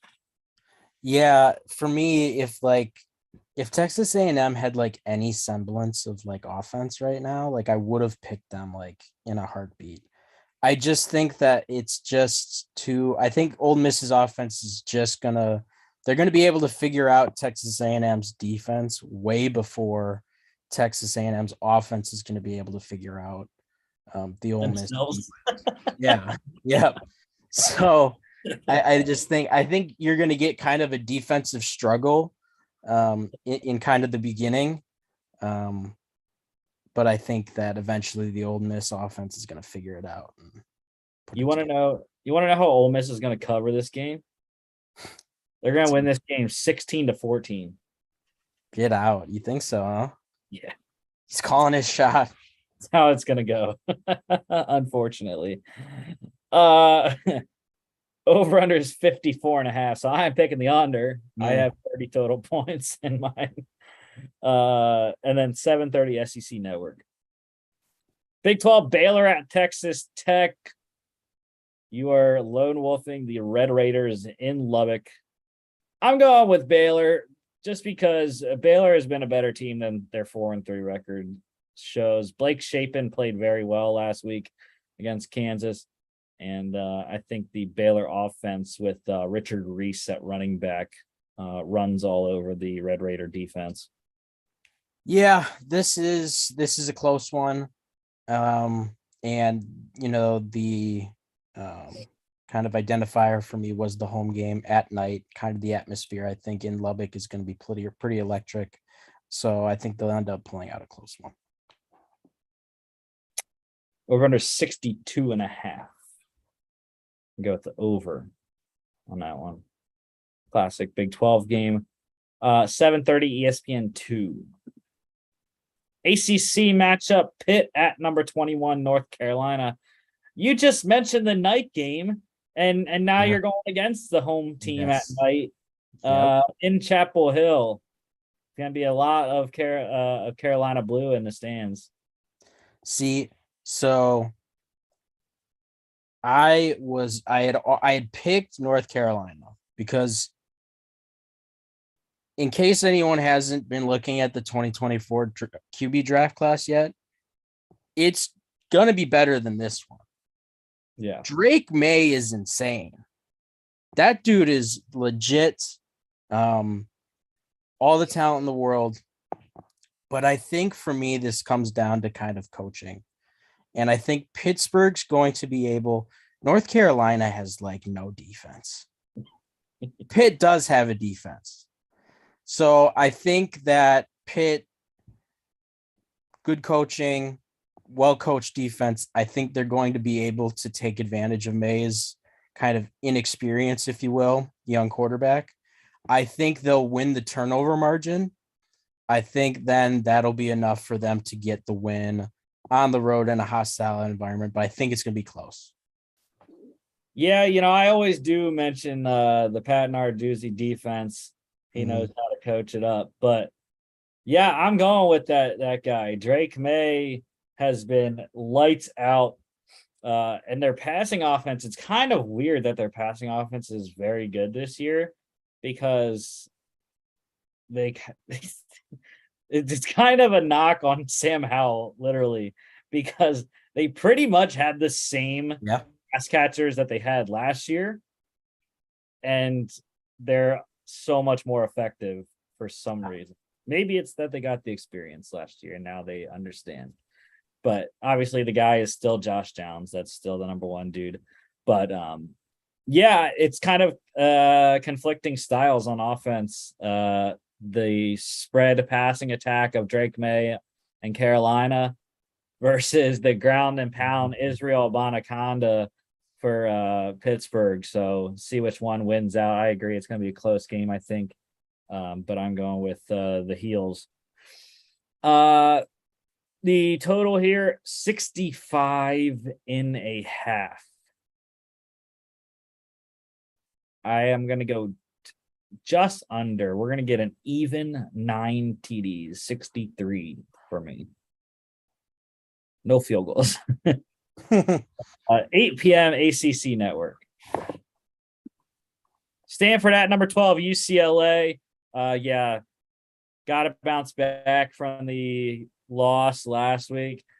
The good news for UCLA is, for one, that USC lost last week too. So they're in a good spot with Oregon, UCLA, Utah, and themselves all having one loss. I believe all have one loss in conferences. Or no, Oregon's the only undefeated team in conference. So at least they're tied with Utah and USC in that regard for vying to go to the Pac-12 title game. But yeah, DTR, Chip Kelly, they're going to roll over Stanford at home, I believe. Yeah. Yep. I'm looking ahead to USC, UCLA, man. Who would have thought that that'd be potentially one of the games of the year? I'm so excited for that. Yeah. The over in that game is going to be 85. And I'd take it. Yeah. I'd take the over. This one is 66.5. I'm going under. I don't think Stanford can score enough to get that over. 10:30 on ESPN. Staying up for that one. Yes, Pac-12 After Dark, baby. Yeah. Well, we also have Mountain West After Dark too. So yes. Nevada at San Jose State. San Jose State didn't play last week. Their game against New Mexico State actually got canceled or postponed. So they didn't play. They had a de facto bye week, which is nice for them, trying to get healthier at the quarterback position. Chevin Cordero and co. I think he will be in this game. And the Spartans, they win it at home pretty handily against Nevada, who is just terrible. Over under is 44.5. Under and the Spartans cover. 10:30 CBS Sports Network. FCS game of the week. Wow, we have two familiar faces. Both of these teams were involved in our FCS games of the week last week. Both lost. Weber State losing to Montana State on the road. And then Montana losing at Sacramento State. Yeah, Mark's lone wolf in the Grizz. He's filling your shoes this week. But I just think Weber State played a very close game at Montana State, and I think they have a good quarterback situation. Montana, I'm not sure who their quarterback is going to be. Their starter got hurt in that game over against Sac State, but their backup played pretty well, even in a loss in overtime. So I'm going to go with the Wildcats here, and I think they get back on track and drop Montana to 5-3. Yep, I went with home team here, home field advantage, and maybe it's the UW Whitewater Warhawk in me, but I'm a sucker for gray, black, and purple, man. Love it. Love it. Yeah, man. That's you missed the recap on the Sacramento State game, dude, and that game was absolutely crazy. I don't know if you watched it. It was late at night. It was 11 Eastern kickoff, but that game was very, very good. The first complete FCS game that I watched this year, and I was very happy to watch the Hornets win it in overtime to come back. And first time ever being 7-0 in program history. They're going for 8-0 this weekend against another ranked team. I don't remember exactly who they play, but Big Sky, man, Big Sky is something else. They're pretty much like the conference outside of the Missouri Valley. But this one is 3 p.m. on ESPN Plus. NFL pick standings. Yeah, I was absolutely terrible once again.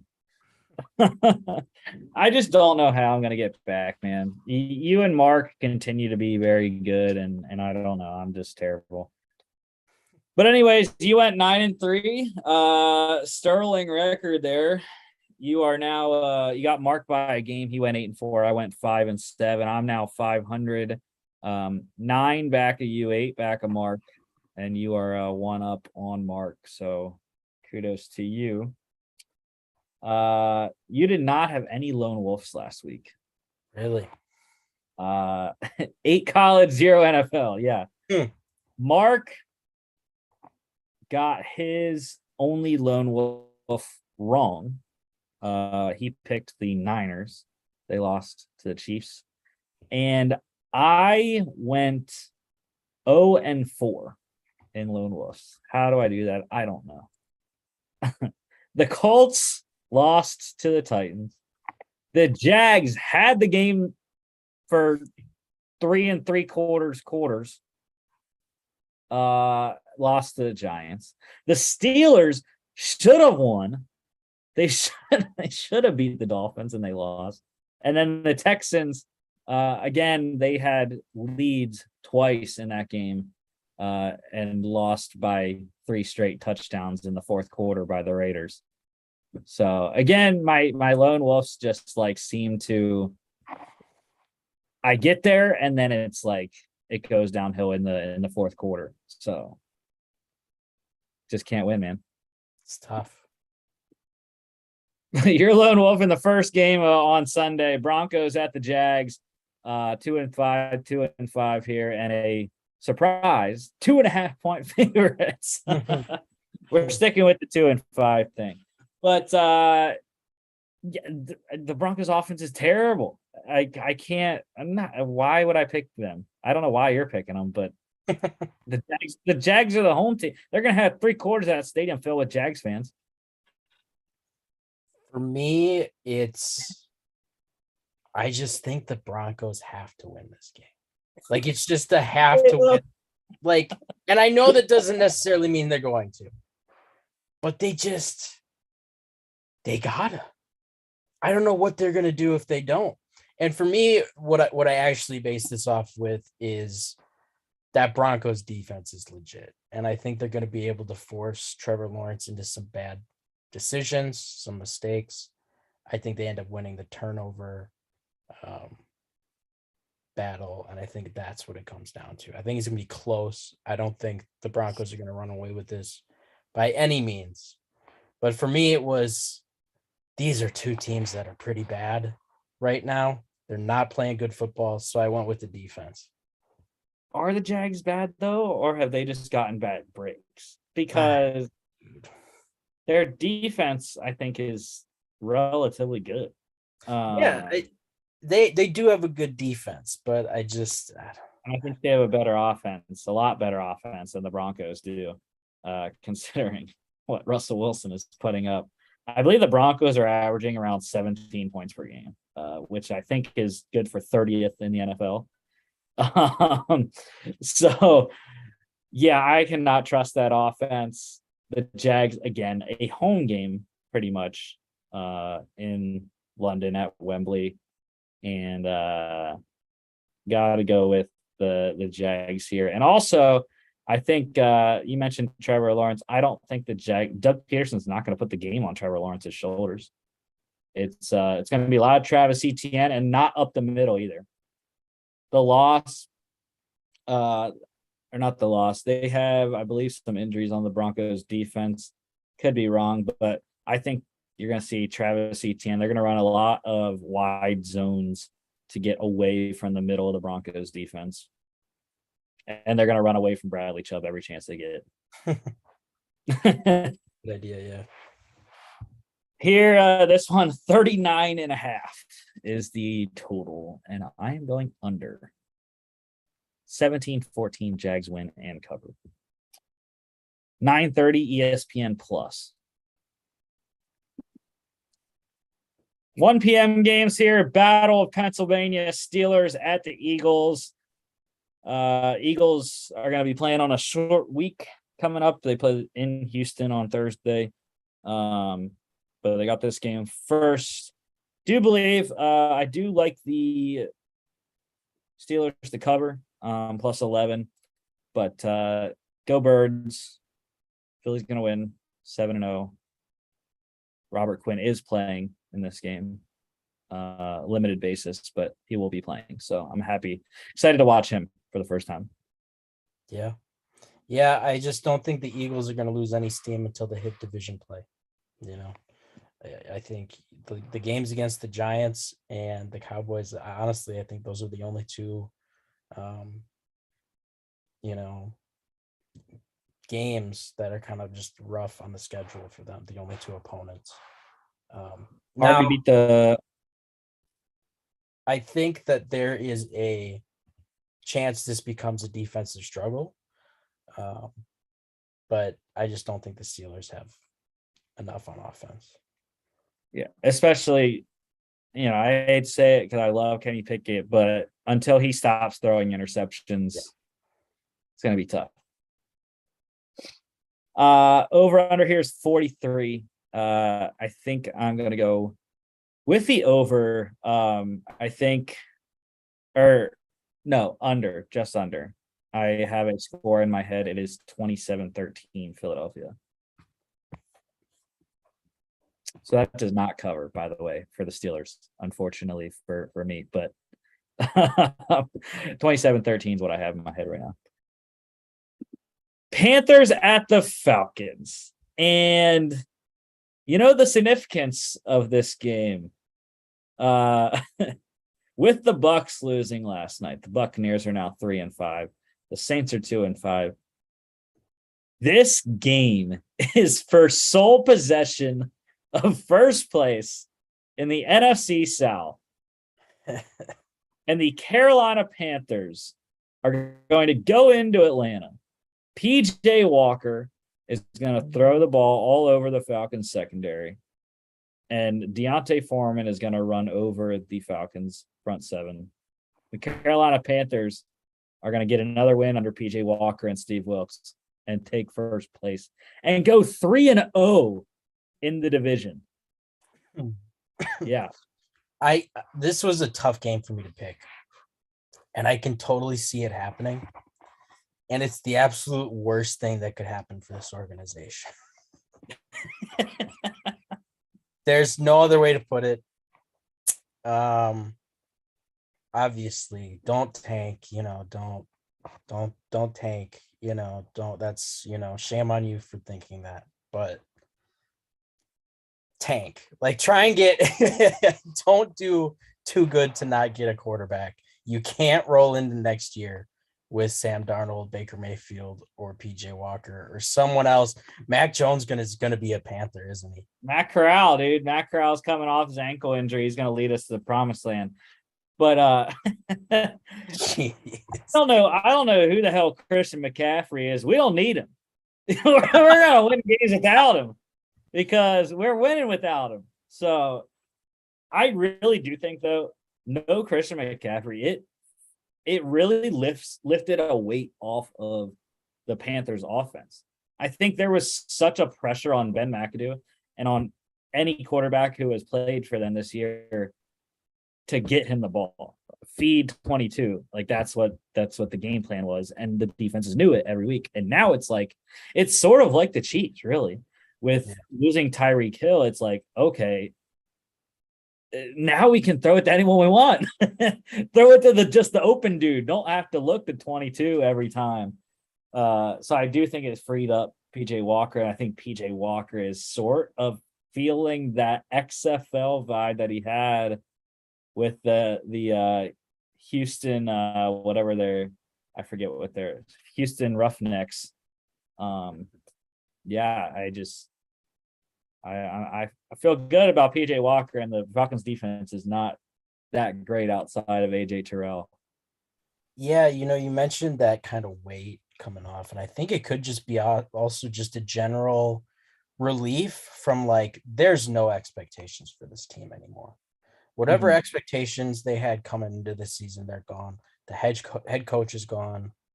The guy you brought in hasn't been healthy enough to play, and when he was healthy, he looked awful. Sam Darnold hasn't played. There are no expectations for this team.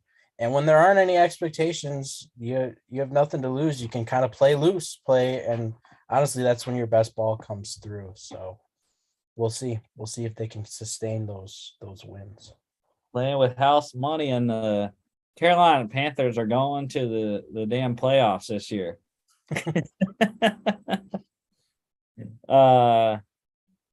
The total for this one's 41, and I'm going to go over 41. I think a lot of points get scored on that one. Bears at the Cowboys. Bears coming off an impressive win in New England on Monday. It's not going to matter. The Cowboys, while they didn't look that great in Dak's return last week in terms of the passing attack, the running attack looked very good. Zeke Elliott, probably not going to play, doubtful with a knee injury. So we'll see Tony Pollard get the start. And whoever is behind him, I don't really know the Cowboys depth chart behind those two. But yeah, it bumped up to 10. It was 9.5, but it bumped up to 10 now. So yeah. It's in Dallas. It's not going to be close. Yeah, in Dallas, when I was first looking at this on paper, I was like, this feels like it could be a trap game, for Dallas coming off of a loss, tough, or not a loss, but the loss against the Eagles 2 weeks ago. Maybe a little bit more of a hangover from that. And you had mentioned, kind of all the injuries that a lot of the guys they have questionable for this game. But as long as Micah Parsons is playing, forget it, man. I mean, he's going to make this O-line look like Swiss cheese. It's going to be brutal. I feel bad for what's going to happen to Justin Fields this game because it's not going to look good.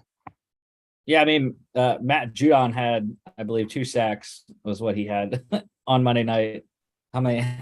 Michael Parsons is about to hit 5 in this game.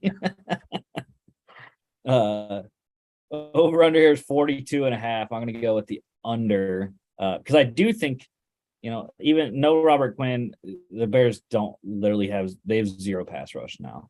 But I do think the Bears have young secondary that has been playing excellent. Jaquan Brisker and Kyler Gordon have been lights out as rookies.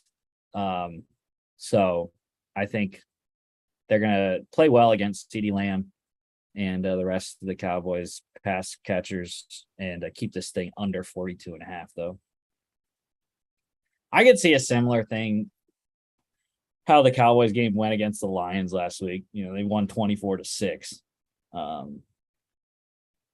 think that could be a scenario that happens again. Dolphins at the Lions. Speaking of those Lions, I don't have any real reasoning. But it's just a gut feeling. It's a trap game. It's in Detroit. The Dolphins should have lost last week to the Steelers. The Dolphins' defense is really not as good as I think a lot of people think they are. Especially their secondary, which is weird because they have a very good secondary of Javon Holland, Brandon Jones, Xavier Howard, and Byron Jones. But in terms of when you look at just numbers, their secondary is terrible. They've given up a lot of passing yards. I think that's what the key is to this game. Jared Goff has to throw the ball around the yard. It'll help a lot if Amon-Ra St. Brown is back. I think he, Josh Reynolds, and co, along with TJ Hawkinson, who I think is going to be a good matchup against Jerome Baker and the linebackers. I think they got to throw it around. Don't run it as much, even though Swift's coming back. Throw it around, and I think Dan Campbell has a good shot of winning at home. Yeah, I'd be with you there if the Lions even had any defense. Just any, like, I think it was Trevor Sikkema who said this, PFF. He goes, if the Lions had a bad defense, they wouldn't be 5-1 or 4-1 or 1-5. They'd be at least 500. They have like a historically bad defense. It is tough to watch. So I just don't think, I mean, the weapons that Miami has, I just don't think that they're going to be able to keep up with that. Yeah. It's a tough look, but Pittsburgh found a way to limit the Miami attack. I think, Dan Campbell and Aaron Glenn are going to look at that tape a lot and look at what they did to limit Tyreek Hill and Jalen Waddle. And obviously, Aiden Hutchinson has to be a massive part of that game plan in order to quell the Dolphins offense. And I think if they can get a good pass rush and hold down for just a little bit for Aiden to get there, I think, and they make Tua's life rough on the day, I think that's the formula that they need to win. Over under is 51.5, the highest of the NFL weekend, and I'm going over. Yeah, that's fine. If it's gonna be a shootout, I think Detroit has a chance. It's weird to say that, but that's how they were playing games early in the year. Mm-hmm. So why not? Cardinals at the Vikings. Yeah. Bro, Kirk Cousins is going to have a monster day in this game. Him, Justin Jefferson, Adam Thielen, they're just going to sling it all over the Cardinals defense. This Cardinals defense is just as bad as the Lions.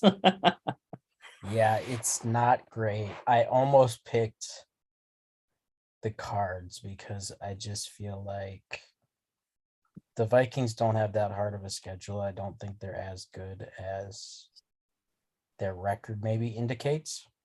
I still think they're a playoff team. And with the way things are going, they're probably going to win the division.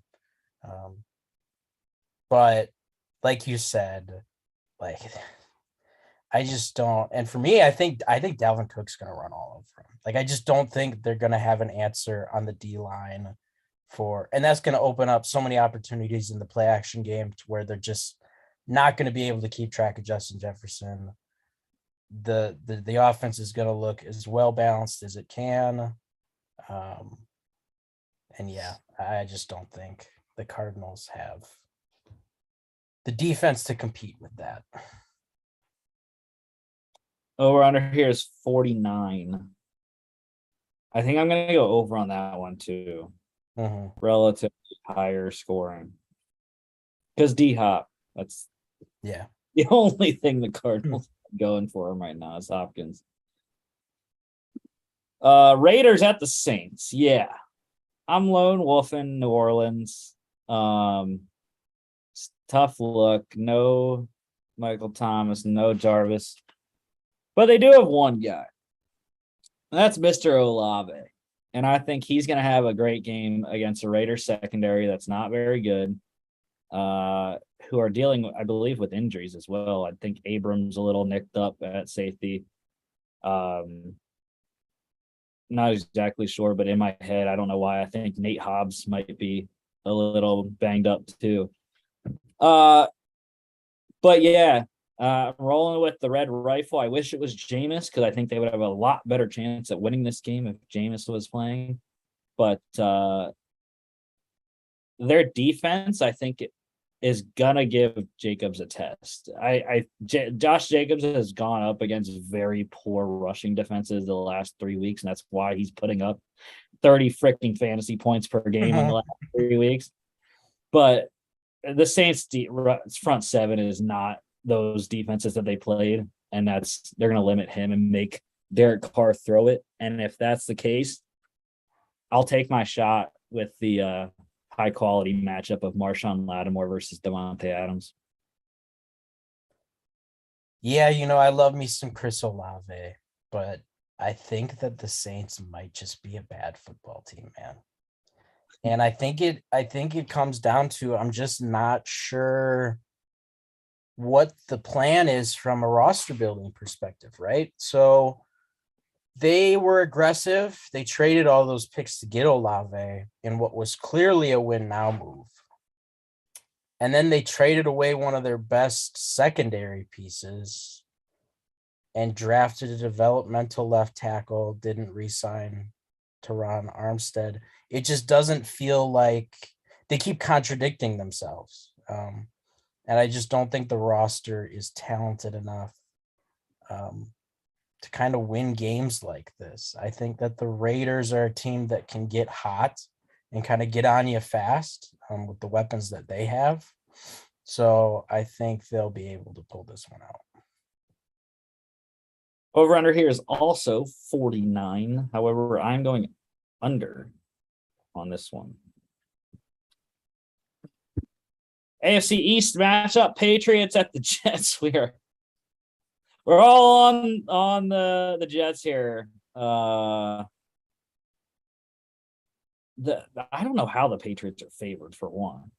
On the road, mind you. I think the bookmakers are saying the Jets can't do anything because they lost their number one running back and their left guard. That's what they're saying. But why can't they continue to do the same thing that they've done this whole season? Run the ball with Michael Carter and James Robinson, throw it when you have to, and play defense against a guy who has a lot more interceptions than he has passing touchdowns this year in Mac Jones. Yeah. And it's the Rex Ryan defense.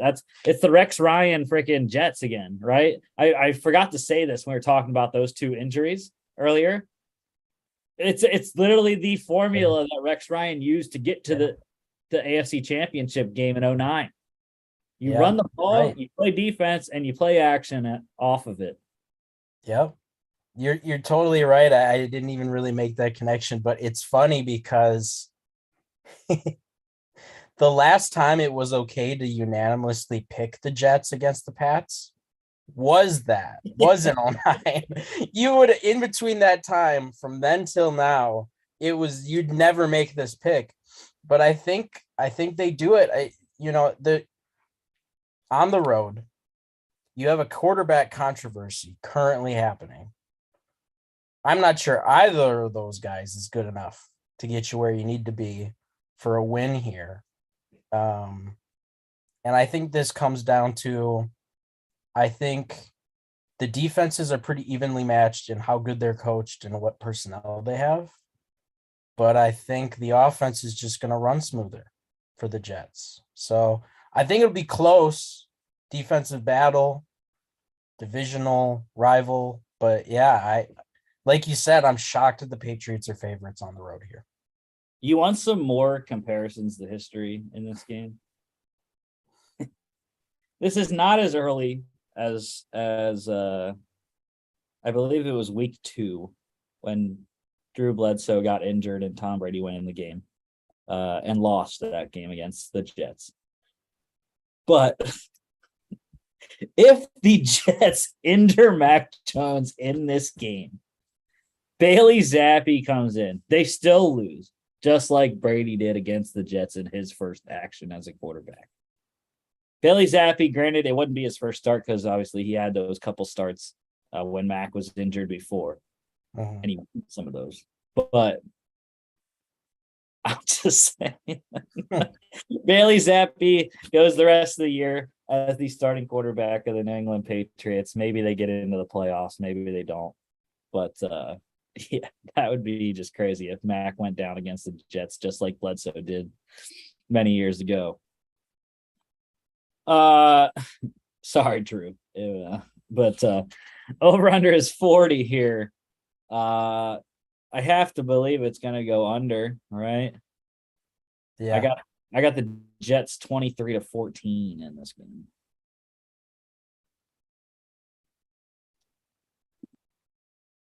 AFC South here, Titans at the Texans, and yeah, I don't know what's happening in Houston right now. I came into the season, their win total was at 4.5, and I was like, bro, that's easy. I think Texans can win 5 games, no problem. And they just been so close in a lot of games. They just can't finish it. It's really been the fourth quarters have been, I think they're probably the worst fourth quarter team in football right now. They just can't finish games. So yeah, the Titans coming off a big win against Indy to take first place in the division. I think they're going to continue to keep that, and Titans win the AFC South. It's pretty early to say that, but Yeah. the other 3 teams in the division are in peril right now. So Yes.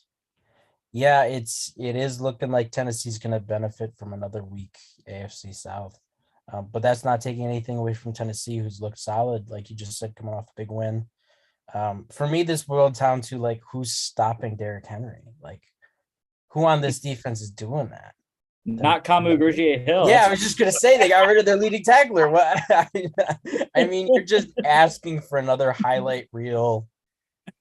I just know Derek Stingley, poor Derek Stingley's gonna get like stuffed, like just stiff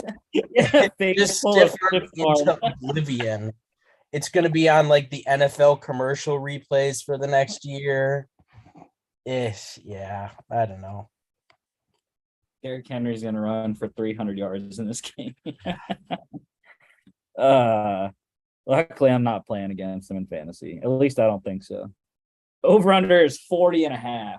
I'm actually going to go over. I do think the Texans can score enough to get that to go over that threshold. Commanders at the Colts. This is like the shit show of the NFL schedule this weekend. And it's backup quarterback against backup quarterback. Sam Ellinger making his first career NFL start. Mark is going with Sammy Ellinger. He believes in the Hook'em Horns Texas, former Texas quarterback there. I think you and I we're going with a more experienced guy and probably the better roster right now, especially defensively. Washington, I think, is going to give Ellinger issues. Yeah. There's just like, I would never bet on this game because there's too many variables. Like, you don't know what Sam Ellinger is going to do, but I don't think it's going to be good. I don't see how it can be good. I think it might be better than Matt Ryan because that O-line is a turnstile right now and they can't get the run game going. So you at least have some mobility factor with Sam Ellinger, but I don't think it's good enough to get the win. Commanders coming off of a really good win against the Pack. So yeah, I think, yeah. Yeah, Sam Ellinger, a 6th round selection last year, I believe it was. Over under here is 39.5. Go under defenses. Yeah. Niners at the Rams. Mark is lone wolfing his boys in LA. Historically, though, the 49ers, Kyle Shanahan played really well against the Rams, even though the Rams got them in the NFC Championship game. As we all know, they probably shouldn't have got them with one dropped interception changing the entire game for San Fran. But yeah, I mean, the Rams are somehow 3-3. I don't really know how they are because their offense is absolutely terrible. But we said they get Van Jefferson back. That should help a lot. But the Niners defense is pretty good. Secondary is an issue, but George Kittle, I think, goes crazy on this game, and Niners win it close. Yeah. For me, it's the Niners have a really good defense. They have a top 10 defense in the league right now. And the Rams are still struggling to find their identity on offense. They just haven't been able to put together. So Well, can't run the ball, that's for sure. right. Yeah. Well, that line is bad, like bottom 5 of the league bad, which is crazy to think about. So yeah, I think it's just I'm not sure it's going to be particularly close, to be honest. And if it is close, it's going to be because of the home field advantage. But like I said, I mean, I could see the 49ers just shutting down that offense completely. Yeah. And I just think it's going to be Kittle and McCaffrey all day, because the Rams don't have the linebackers to play against those guys. Like Ernest Jones, okay, but he can only cover one of them, right? Yeah. He can't cover both of them at the same time. Bobby so Wagner's not doing that anymore. Yeah. Yeah. Bobby Wagner does not have the speed to stick with either of those two. The over under here is 42.5 under. Defense. Giants at the Seahawks. Marks 3 for 3 here in the 425 games. He is lone wolfing the G-men on the road in Seattle at Lumen Field. And yeah, I mean, I think you and I are picking, like, the Giants got to lose at some point, right? And also, why not? Geno Smith, come on. This is the number 1 team in the NFC West, mind you. We got to take a step back and do a little bow to King Geno. Yeah, you know what? Like, when's the last time we've had a guy have this kind of resurgence, like career? Kurt Warner. Yeah, I mean, honestly, but like Kurt was pretty good before that. You know what I mean? No one was thinking Geno Smith was a good quarterback before this year. He's ripping some throws. Like, I will see some throws posted on like Twitter from the all 22 angle where you're like, there's like 4 other guys in the league who can make that throw. How, like, what's he doing? Like, I want to know what he did in the offseason and just what kind of methodology went into that. And I want to apply it to my own life in whatever way I can, because it's super impressive what he's been able to do. This game was hard for me to pick, and it's insane. This is the best game of the week by far. Yeah. Like, it's not even close. Who would have thought that going into this year? That's what's so great about football. There's so much parity, so much turnover from year to year. The Giants, I'm past the point with the Giants to where I think they're like just lucky and kind of gimmicky. Like, I think they can legitimately win games against good opponents. But for me, like I said, when I see 2 teams that I feel are kind of evenly matched, home field advantage and quarterback play, it's interesting. Like, I feel like Geno Smith is the better quarterback right now, but there is something to Daniel Jones's mobility, man, that it's just completely changed that offense for the Giants. So it's going to be a close game, but like I said, tie for me goes to the home field. Going Seahawks. The Giants, do you know what's crazy about the Giants? Every single game has been 1 score. So they are 6-1 in 1 score games this year. That's ridiculous. I'm excited when they play the Eagles, because if they don't lose this game, they're gonna go and play in Dallas against the Cowboys at 9-1. They play the Lions and the Texans the next 2 weeks after this game. Whether it's 8-2 or 9-1, they're going to go into Dallas with a really good record and pretty much locked into the playoffs. The total here is 44.5. I'm going over the Geno Smith show. Light them up. Packer. Well, I was surprised, man. You didn't want to take the shot. Heard around the Thought I was world. gonna be a homer like that. Nah. No, I do think though, in my head, there's just everyone and their mother is on Buffalo, and this is a Yeah. classic chance for Aaron Rodgers in primetime national TV to show everyone that he is still Aaron Rodgers and that he can win big games. Packers cover, but they lose. And I do have a feeling of that, right? And there is quite a few people in the Packers fandom that feel that way too. Some of them are misguided in that they're almost so sure that we're gonna win that it's like, all right, like come on, like I mean, I think there is a scenario where that happens. My thing is that I just think the Bills are a special football team, man. Like, it's the Bills, it's the Chiefs, it's the Eagles, and it's like everyone else right now at this point. And the key thing is that what gets lost in the Josh Allen of it all, of him making these highlight sidearm, just throwing darts down the field, is that the Bills have an incredibly good defense.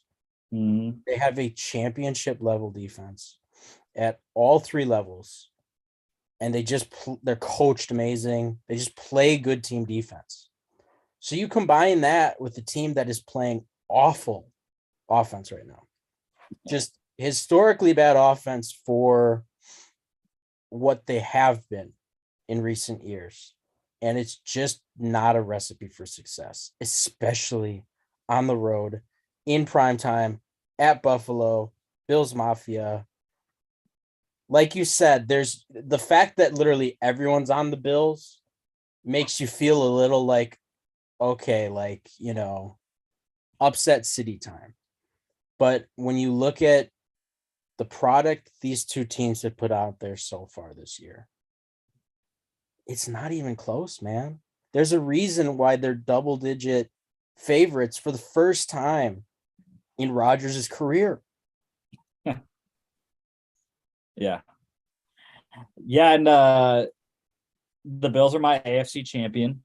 To play the Eagles in the Super Bowl. So rolling with them still. Again, I do think Aaron Rodgers, there's a alternate universe where Aaron Rodgers puts up a vintage Aaron Rodgers performance and the Green Bay Packers go into Buffalo on Sunday Night Football and win it. But yeah, the over-under here is 47.5, and I have to believe that's going to go over. Best bets of the week. Dude, look at this. I went 3-0. First time this year.